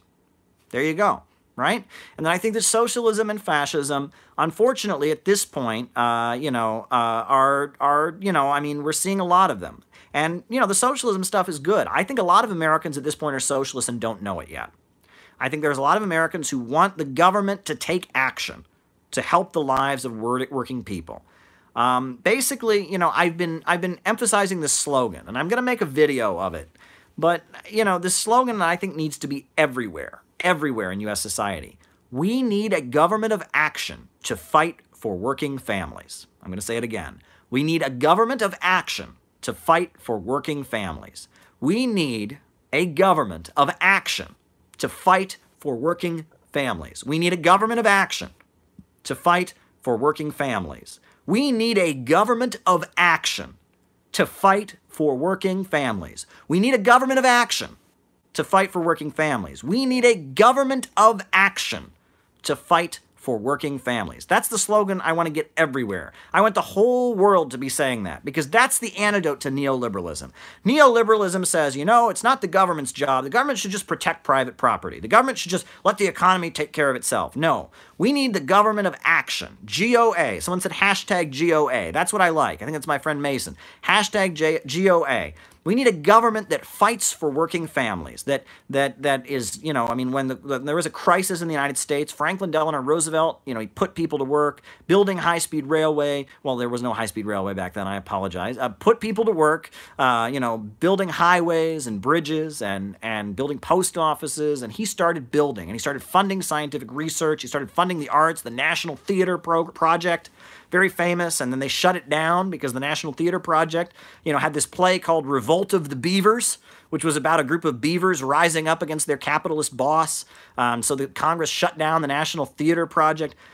Roosevelt swung into action to help working families when there was a crisis. And he promoted science, and he promoted reason, and he promoted the arts. And he said, look, there's a crisis, and the capitalist system is failing, so we need the government to step in and start moving society ahead. Now, capitalist property relations were never overturned. Never happened, right? That capitalism remained intact. You know, and now some people wonder what could have happened. Now, we know that in the final years of his life during the Second World War, Franklin Delano Roosevelt was actually talking about a second Bill of Rights that would have included the right to housing, and the right to a job, and the right to an education. And furthermore, we also know that at the time of his death, Roosevelt was talking about, you know, before the war ended, he was going to nationalize the property of Henry Ford and Henry Morgan and all the big capitalists that had collaborated with the Nazis. And, you know, based on the Trading with the Enemy Act, he was planning to actually nationalize Ford Motor Company and the property of Henry Morgan, and I believe Morgan, that's General Electric. You know, he was going to carry out some big nationalizations. And the Communist Party USA was a big, big ally of Franklin Delano Roosevelt. And it's possible that if Franklin Delano Roosevelt had lived, you know, there could have been a situation in the United States that would have been moving close to, you know, like, you know, something like, you know, Ba'ath Arab socialism or Bonapartism or something like that, where you have a member, you know, a figure in the government who becomes so closely aligned with the working class that he becomes a threat to capital and starts moving the country towards socialism. I mean, again, this is all hypothetical because Roosevelt didn't live. And Roosevelt, you know, some people speculate he was assassinated. I will say he died at the most perfect time because Roosevelt didn't want a new Cold War. He liked the Soviet Union. He actually thought Stalin was great. He had a personal friendship with Stalin. He thought the Soviet Union was great. And he died just as the war was ending and just in time for the Cold War to start. And Truman, who had at one point been a member of the Ku Klux Klan and was a right-winger and was in the right-wing Dixiecrat wing of the Democratic Party, took over. And that's a whole nother story. But then again, you know, Roosevelt was also very ill, right? I mean, he was ill, and he was ill, and it's possible, you know, that he just died anyway. And we don't want to make conspiracy theories. I don't have any evidence he was assassinated, so I'm not going to say that. But regardless, you know, Roosevelt was so closely aligned with the labor movement and different socialist groups and the Communist Party. It's possible that what happened in Venezuela and what happened in the Ba'ath countries, it's possible something like that could have developed if he had lived. It's possible.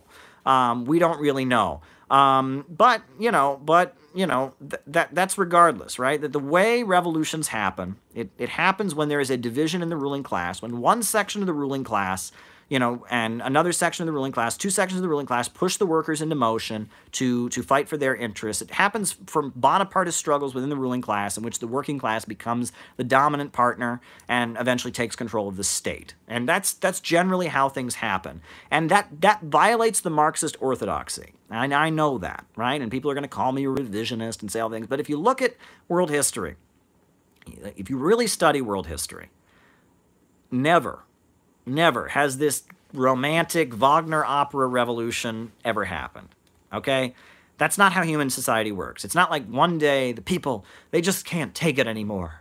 And they awake from their slumber, and they go out into the streets, and they make barricades, and, oh, it's now or not. That's not how the world actually works, my friends. I'm sorry. That's not how it happened in 1917, not how it happened in 1949, not how it happened in Cuba, not how it happens anywhere. Revolutions are not made by spontaneous, glorious uprisings of the people, and it's not made by some isolated, irrelevant communist group just handing out enough leaflets and flyers that one day people just start to read it and become convinced. That's not how revolutions happen. Revolutions begin as a crisis within the old ruling class. They begin as people are gradually pushed into motion, as society falls into crisis and the ruling class are fighting with each other. That's how revolutions historically happen. They happen when divisions in the ruling class, when there's a crisis of capitalism, a political crisis, people are pushed into motion, Bonapartist struggles emerge, coalitions are formed, you know, there's a push and a pull, and eventually, through maneuvering, the working class asserts itself. That's what happens. That's how revolutions actually happen, folks, and it needs to be said. And on top of that, revolutions are acts of self-defense. The Bolsheviks, when they fought Kornilov, they were defending themselves. If Kornilov had been able to overturn the provisional government, the Bolsheviks would have been exterminated. If in 1949, right, the Chinese Revolution was 25 years of armed struggle, and it began with the Chinese communists. It began back in 1927, the armed aspect of the Chinese Revolution, began when Chiang Kai-shek was exterminating communists, killing them. In Canton, for example, the communists were being killed by Chiang Kai-shek, and they seized the whole city, and they had the Canton Commune. And, you know, eventually they were in the countryside, then there was an alliance with Chiang Kai-shek to fight the Japanese invaders, and then after the Second World War, the communists were supposed to be part of the new government in China. And Chiang Kai-shek, in order to get Marshall Plan aid and working with the United States and Britain, would not allow the communists to be part of the new government on the Chinese mainland. and the communists were being rounded up and killed by Chiang Kai-shek. And so once again, they took up arms, and they said, and that's how the Chinese Revolution happened. It was an act of self-defense, right? I mean, if you go down the line, you know, Fidel Castro, the Cuban Revolution was a fight against the brutal dictator Batista, who was rounding up and killing progressive student activists and leftists and trade unionists. And Fidel Castro was a very, very wealthy young man, and he launched a revolt, to protect those who were being slaughtered by Batista. Right? And originally the Communist Party didn't support it because the Communist Party thought that an alliance with Batista was best because there was this other wing of Cuban politics that was friendly to Franco. But then eventually the Communist Party, got in line, and eventually they made an understanding with Fidel Castro. But revolutions are not acts of adventurous violence. They're not, violent people just running out and engaging in crazy acts of violence. That's not what revolutions are. They simply are not that. Revolutions are acts of self-defense. It's when society falls into chaos, people defend themselves. And they build organizations to defend themselves. And they build coalitions to defend themselves. And eventually, out of the chaos of the old order, out of the divisions in the old ruling class, you have the working class asserting itself and fighting for power, and saying we're not going to be killed, we're going to protect ourselves, we're going to protect our communities. Communists are not about destruction. They're about building.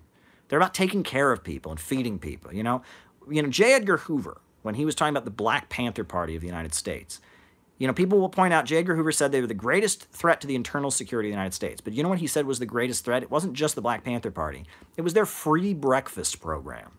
Right? The fact, not that the Black Panthers had guns, not that they were screaming against the government, but when the Black Panthers were feeding people and taking care of people and giving them ideology and building support in neighborhoods and communities, that's what the ruling class was threatened by, because that's what actual socialists do. And if you go to the developing world, any other country in the world, you'll find the socialist neighborhood. And you'll find neighborhoods where the socialists, everyone in the neighborhood knows who the local Communist Party people are, who the local socialist revolutionaries are. They know them in their neighborhood. They provide services. If you're going to lose your home, you can talk to one of the communists, and they'll help you fight for your home. They provide services. But communist groups in the United States don't have any base in community. Communist groups in the United States occupy this kind of bohemian fringe. And that's a bit of a problem. I'll say that much. But anyway, what else is new, folks? What else should I talk about? I've been rambling on here. I think you've heard a lot of this before. The Black Panther Party and the Young Lords, free healthcare clinics too. Oh, not just that. Free healthcare services, free ambulance services, all kinds of programs. They had a school. The Black Panther Party actually started their own school in Oakland, California, where kids could go and get an actual education and not be, getting the public school of the United States. The Black Panther Party, the reason that they were so powerful and the reason that they were a household name was because they engaged in community work. And they really were, at that point, they were the U.S. division of kind of a global movement. At that point, you had the Soviet leaders at that point, you had Khrushchev and I think the early years of like Kosygin and Brezhnev, and they were not really pushing anti-colonial revolts, and China was, and then China stopped around 1969 and was pushing the whole Soviet social imperialism thing. But around the world, you had leaders like Fidel Castro, Kim Il-sung. You had anti-colonial revolts that were taking place all over the world.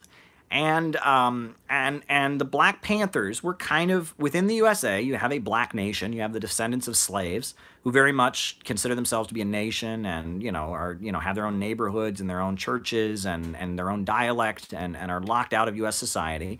And they started engaging in what people all over the developing world were engaging in at that point and fighting for their rights as a nation. And the Black Panther Party was just the U.S.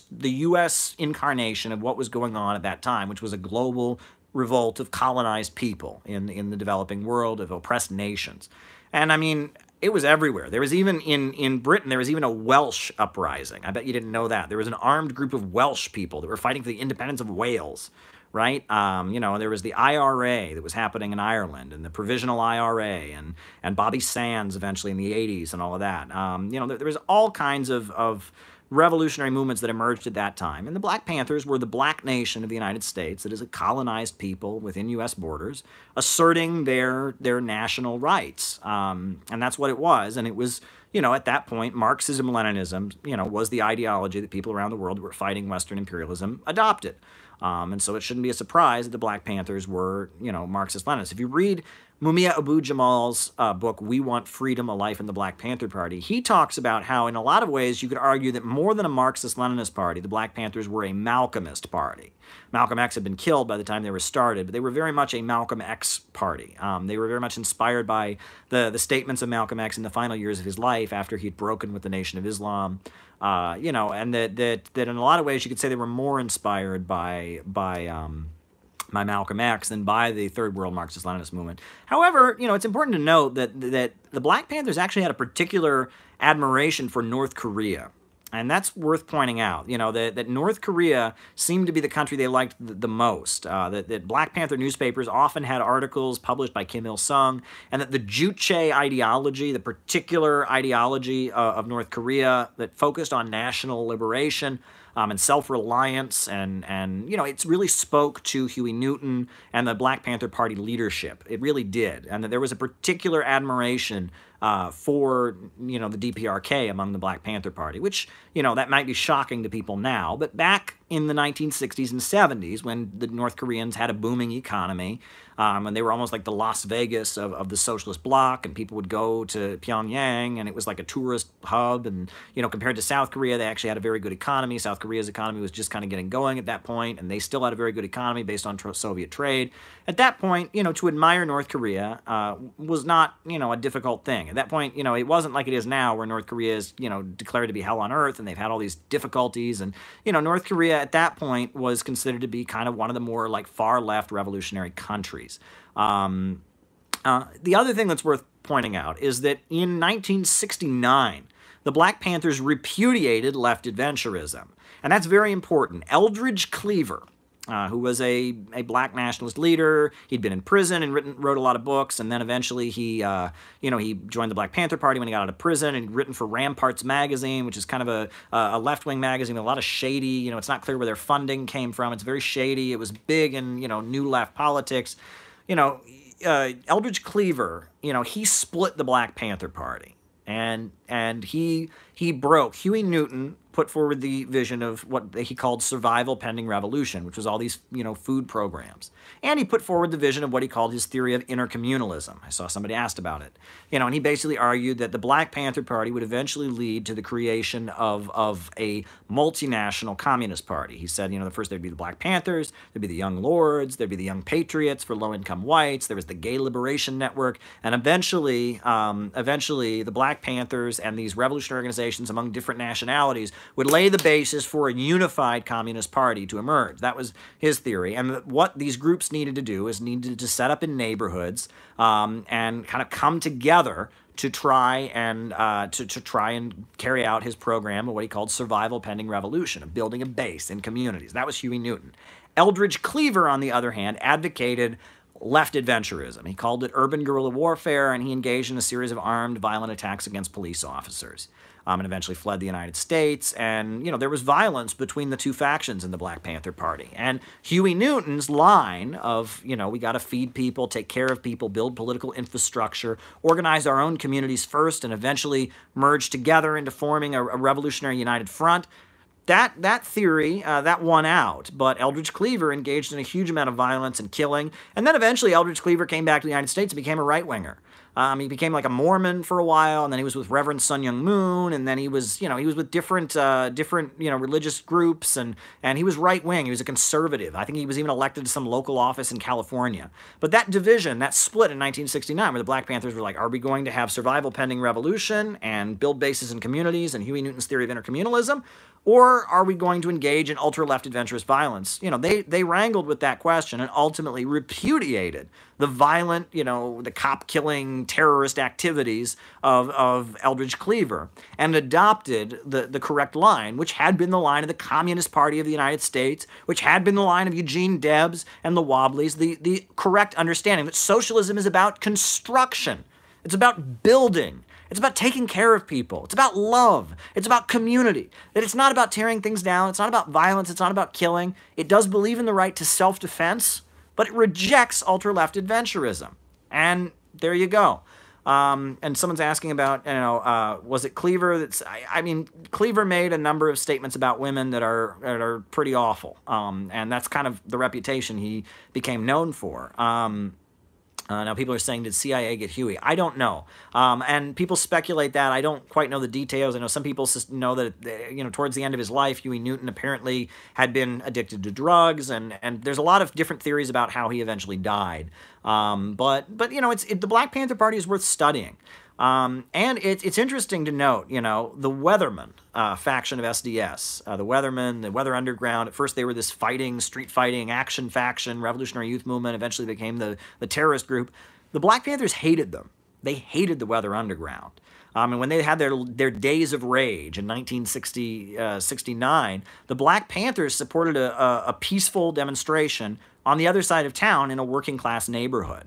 And famously, Fred Hampton, the leader of the Black Panthers that was eventually assassinated, denounced the days of rage and said it was just not a principled, behavior. It was, Bill Ayers and Bernadine Dorn and, Fred Goldstein, among others, going out in the street and engaging in crazy ultra-leftist activity. And the Black Panther Party rejected that. And the Black Panther Party, when SDS divided, the Students for a Democratic Society divided into three factions. You had the Worker Student Alliance, Progressive Labor Party, you had Revolutionary Youth Movement 1, which was the Weathermen, and then Revolutionary Youth Movement 2, which laid the basis for the new communist movement. Those folks actually, at that point, the Black Panthers supported,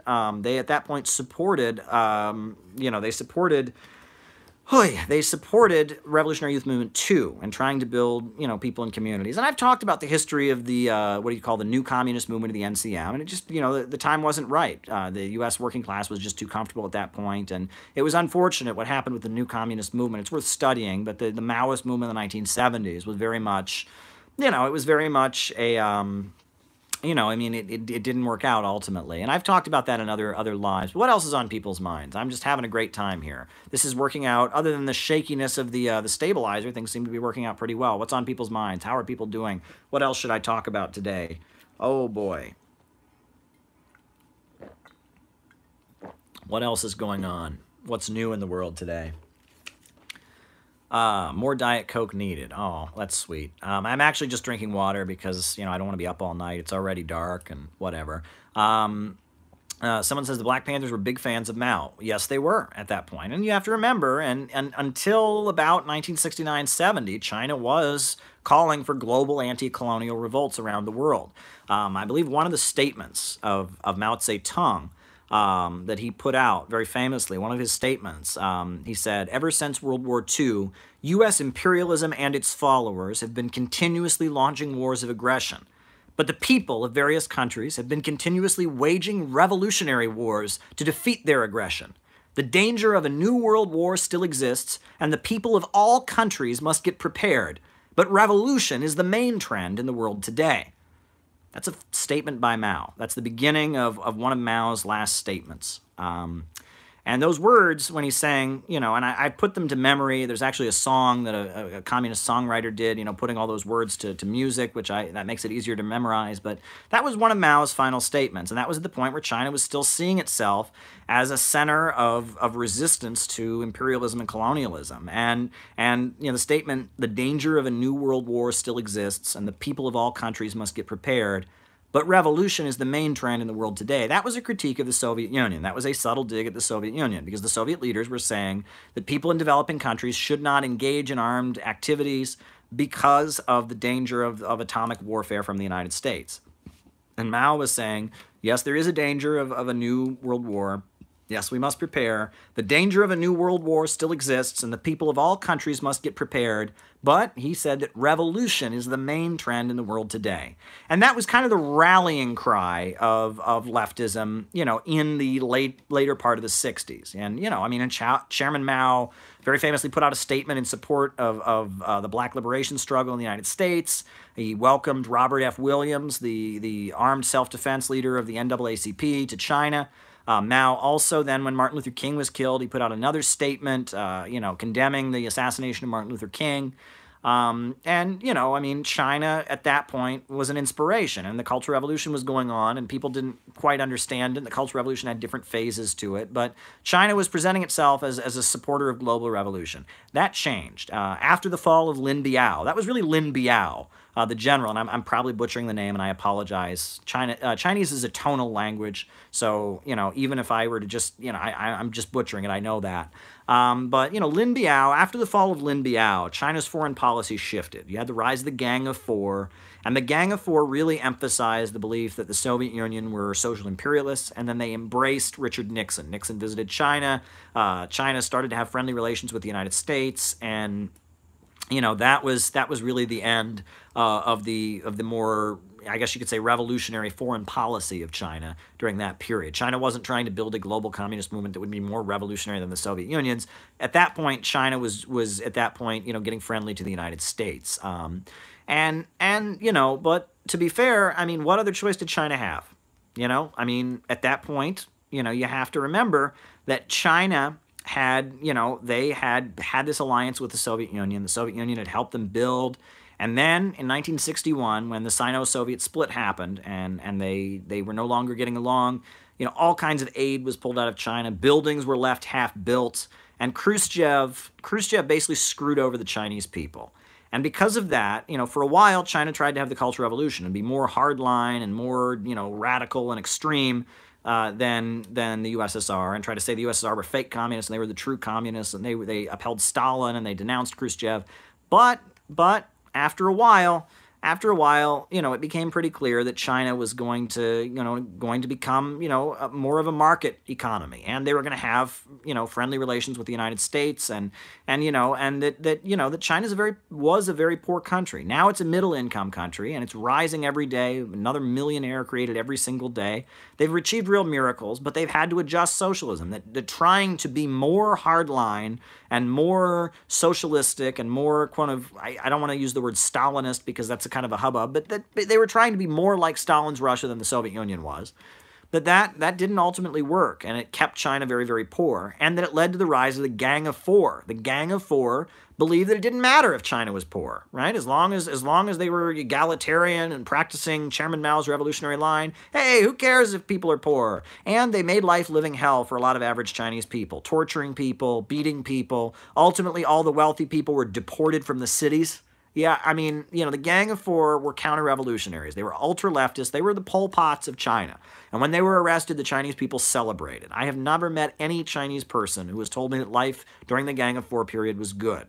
And it was a nightmare. And I must say, I'll make this observation. There's a lot of people in the USA who call themselves Maoists. It's kind of a trendy thing among some younger people. But what I don't get is if you're a Maoist, I would think you would be fascinated by what's going on in China today. You would be very curious to know about President Xi Jinping. You'd be very curious to know about kind of the revival of communism that's going on in China and the re-emphasis of party ideology. You would be fascinated by what's going on in China. But among all these young people who call themselves Maoists, there's absolutely no interest in China. It's just, they're capitalists. There's a sweatshop there. I don't get it. I really, really don't get it. It's just kind of like, oh, well, China, they stopped agreeing with me. Deng Xiaoping's no good. And so they're just not interested.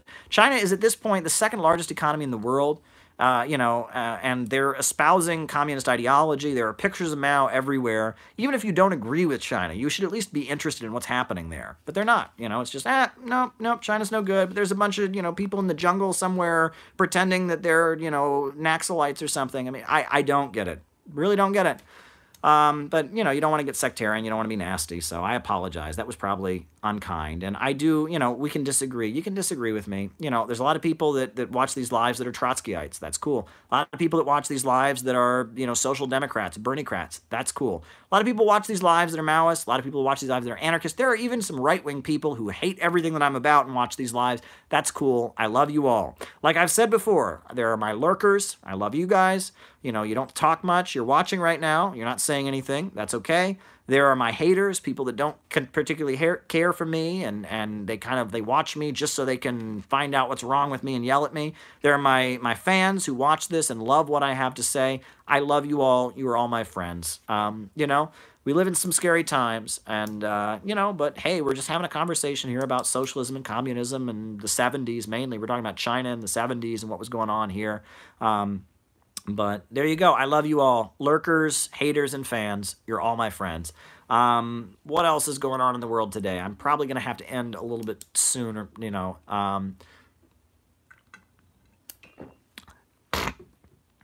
Someone says, without Mao, China would most likely have been divided into different countries. It's someone calling themselves Jimmy Chu. Well, right now, that is the goal of the imperialists, right? They want to make Taiwan separate from China, even though Taiwan is part of China. They want to separate the Uyghur regions from China. They want to separate Tibet from China, right? You know, the fact that there is a strong civilization state in China is something that the imperialists see as a threat, because a united China, of all of Chinese civilization being united, is a threat to Wall Street's power. And if they can balkanize it and divide it, they will do it. And you'll notice that, you know, the Dalai Lama, he's become this big cause celebre, right? You know, it's like Tibetan separatism. It's this big, hip, trendy thing. All these Hollywood people, George Clooney and, you know, and Richard Gere and all these people they just love. Oh, here's the weird thing. I bet you didn't know the Dalai Lama was on very, very good terms with the Nazis. The book 7 Years in Tibet, which is like the holy book of the Tibetan separatist movement, was written by Heinrich Harrer, who was a member of Hitler's SS. Look it up. The founder of the Western admiration for Tibet is a Nazi. Bet you didn't know that. And I bet you didn't know that a lot of fascists and far-rightists loved the Dalai Lama's Tibet, not because it was socialist and free, but because it was so authoritarian. They thought that the strict traditional feudalism that existed under the rule of the Dalai Lama, where everyone knew their place and there was perfect order, they loved it, right? Just like they loved the caste system in India. I bet you didn't know the reason the Nazis selected the swastika as their symbol is because they believed that the Aryans, you know, the ancient peoples of India, that the Germans were descended from them. And they believed that that caste system in India, where everyone knew their place, quote, quote, right? And that, you know, there was no class struggle and protests, and the poor obeyed the rich, and people were born into the right place, and it was just so ordered. That's the fascist ideal, right? Beat back human progress and get to some very primitive, authoritarian, feudalistic society. That's what Nazis essentially are trying to do. That's what fascists are trying to do. If they just kill enough people, if they're just brutal and suppressive, they can kind of restore the 1400s. And of course, they never actually succeed. You know, and that's why I would say that ISIS, for example, I think ISIS are fascists. But that's, you know, and that's what they're trying to do. They think that if they just kill enough people, they can go back to the time of the Prophet Muhammad. And ISIS are fascists, I would say. But, you know, but fascism had this huge admiration for the Dalai Lama. And that's documented. And that's why I do say that there are, you know, it's weird. People always want to say fascism is of the left. They point at people that are anti-imperialist or support Syria. No, there is fascism in the left, I will say. You know, and that you know, some aspects of the left, this belief that we should just beat up people, we should go around beating up people we disagree with, and that we want to tear things down, and we want to go to the past, and we want to be primitivist, that's all very fascistic. This kind of fascination with left adventurism and violence, that's very fascistic. The love of the Dalai Lama, this admiration for ancient civilizations where people were just peaceful and mystical, that's very fascist. There are fascistic elements in leftism right now. But it's not people that are anti-imperialist. It's not people that question the transgender movement. You know, there are fascistic elements in leftism at this point, but they're coming from a different place. And oddly, I think a lot of these people that are pointing fingers all the time and shouting Strasserist, Nazbol, crypto-fascist, a lot of them, you know, they say when you point at somebody, you've got three fingers pointing back at yourself. Because a lot of them are the same people that are constantly in awe of the Dalai Lama, that really engage in this crazy left adventurism, you know, that really, you know, want to go glorify some kind of primitivism and think that there's overpopulation and there's just too many people in the world, too many useless eaters. You know, people say the Nazis were left wing. One of and I posted it earlier, one of the big Nazi posters is a poster of a disabled man, a man in a wheelchair, a disabled man, and it says, "This man cost the German taxpayer this much money." It's a very famous poster they put up, right? It's this basically saying this disabled man who's being supported by the state is costing you, the Germans, too much money. And it's basically just a call for austerity. That's a big Nazi poster. It's basically saying this disabled man is costing you lots of money. It's a call for basically, and they eventually use these arguments to exterminate the disabled people of Germany. That doesn't sound left-wing to me. You know, the left wing tends to promote compassion, you know, caring for people, being good. But the Nazis, you know, the Nazis very much were all about exterminating people, these freeloaders, these lazy ones. You know, the Nazis really were into the glorification of punishment, you know, the torture, you know, just appealing to the most barbaric, primitive aspects of human beings. And what did they do after they took power? There was just a mass campaign of violence and killing, to the point that Hitler had what he called the Night of the Long Knives, in which they just killed all these Nazi leaders because they were so committed to just blood and chaos in the streets that Germany was becoming unrulable. And like the head of the SA, Ernst Rem, who was gay, he was rounded up on the Night of the Long Knives and killed. Gregor Strasser, right? The Strasserites. Gregor Strasser was also one of these crazy, violent, street-fighting extremists. He was rounded up on the Night of the Long Knives and killed. And that the Nazi ideology unleashed this destructive, violent, hateful tendency that was so extreme that even the Nazis had to have kind of a crackdown on it. And the Night of the Long Knives was very, very symbolic. And that the stormtroopers, the SA that brought Hitler to power, were eventually exterminated by the Nazis. They wiped them out, and they set up basically what was just kind of a cold Prussian military police state with a fascist ideology. But the campaign of street killing and violence, it culminated like for the first year that the Nazis were in power, when they made the stormtroopers into an official government organization. So there was nothing to hold them back, and they just went around killing people. But it got crazy. At one point, Turkey was even talking about cutting diplomatic relations with the Nazis, according to this book that I read about Hjalmar Schacht, the Nazi economist, because people would think that these Turkish diplomats were Jews and they would be violently attacked on the streets. The Nazis basically just allowed violent hate crimes to just go on, to become part of everyday life. When they took power, they just kind of gave a green light to anyone who wanted to go out and beat up any Jewish person, anyone who wanted to go and beat up anybody they thought was a communist or a leftist. That was basically what they did when they came to power. And they made the stormtroopers, this violent terrorist street fighting group, they made them into an official government organization. They made them like a police force. And then those guys got so out of hand that Ernst Rem, Gregor Strasser, and a whole bunch of other leaders of the stormtrooper group ended up getting killed by Hitler because they were so out of control. So that needs to be said. But anyway, I'm going to wrap it up here, folks. If there's I'm scraping the barrel here, anything else we want to talk about, I'm about to conclude this live. It's been an interesting time. We've talked a lot about China. We talked about a lot of things. So what else is on people's minds? Last call, because it's getting late. It's almost 7 o'clock here in New York, and I'm ready to go. What's on people's minds?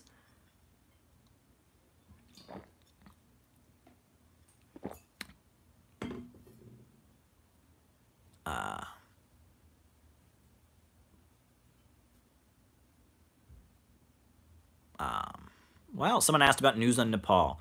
Well, hey, I was happy to see that the Communist parties of Nepal united. I know Nepal is, very much part of the new Silk Road, and I know that Pakistan-China economic corridor is very important to what's going on in Nepal. So that's very important. Somebody else asked, should the leftists and the Democratic Party split and form their own party? I don't know. That's not for me to say. What I will say is this, that when there have been new parties formed in the United States, they haven't started because some guy in their basement declared a new party. That happens a lot. Somebody will be like, I'm going to form the new party that there become real divisions. The Republican Party emerged when there was a big split within the Whig Party. The Whig Party ultimately collapsed because there was just a strong anti-slavery faction that was emerging, and so the Republican Party emerged. And, it is possible, I think. I think both of our major parties in the USA, the Republicans and the Democrats, there's two parties within each of them. There's the mainstream neoconservative Republicans, then there's the Trump America First isolationist Republicans. Within the Democrats, there's the Bernie-crat, Social Democrats, and then there's the mainstream, liberals. And I feel like both of the two parties, might split, but maybe they won't. Maybe they'll just shift. I don't know what's going to happen. But I have a feeling that both of the major parties are going to divide. And if that did happen, would that be a step forward to have like a Bernie-crat party in the United States? Sure, but it would have to really happen. That's the thing. If somebody if me or somebody else just got up and said, oh, we're going to form a new party right now, I don't know what that would actually do. I got to say, it would have to be, big leaders of the Democratic Party leaving and announcing that they're forming a new party. There'd have to be members of Congress with this new party. It would have to be a big shift. That's kind of my feeling about that. That for a new third party or fourth party to be formed, it would have to be big. And the other thing is that I think people should pay attention to is increasingly politics in the United States is becoming regional. And that needs to be said, that increasingly, there are regions of the United States that are going one way, regions that are going another way, and that regional divisions are starting to define U.S. politics more than ever. And I want to say that, people, there's things about her that are not good, but I admire Tulsi Gabbard. I'm excited about Tulsi Gabbard. When she tweeted out, basically calling out Trump for his alliance with Saudi Arabia, I thought that was pretty cool. And I think Tulsi Gabbard, she's progressive, she's anti-imperialist on Syria. She's not, she's getting friendlier to the Muslim community. For a long time, people thought that she was very Islamophobic, but she's getting friendlier to the Islamic community. And, she has the potential to be someone very, very important. And she already is. The fact that she put up forward that Stop Funding Terrorists bill, that's really super important. And now how she's calling out Trump for the Saudi Arabia stuff, and how she called for those negotiations around North Korea. Unlike some of the Democrats that condemned Trump for negotiating, she actually was supporting negotiations with North Korea, but she is also a Bernie-crat. She wants national health care. I'm excited about Tulsi Gabbard. I think it's very, there's potential for her to move in a very, very good direction. I must say, I'm excited about Tulsi Gabbard. I'm keeping my eye on her. I'm obviously not endorsing a lot of things she's said and done. She has her views, and I have mine, and she certainly doesn't have my views. But I think people should keep an eye on Tulsi Gabbard. I think she's very, very exciting. So this has been a crazy live, gone a lot of places. I hope I didn't say anything that offends everybody, but I'm sure I did. But I love you all, and hear me now. Even if you disagree with every single thing I said in this live, if you're a lurker or a hater, and you're just sitting there going, I can't believe this guy, I'm just watching this because it makes me mad, I still love you. I still love you, and I hope you watch my next live stream. You're all the best. I love you all. I wish you all the best. Have a happy Saturday.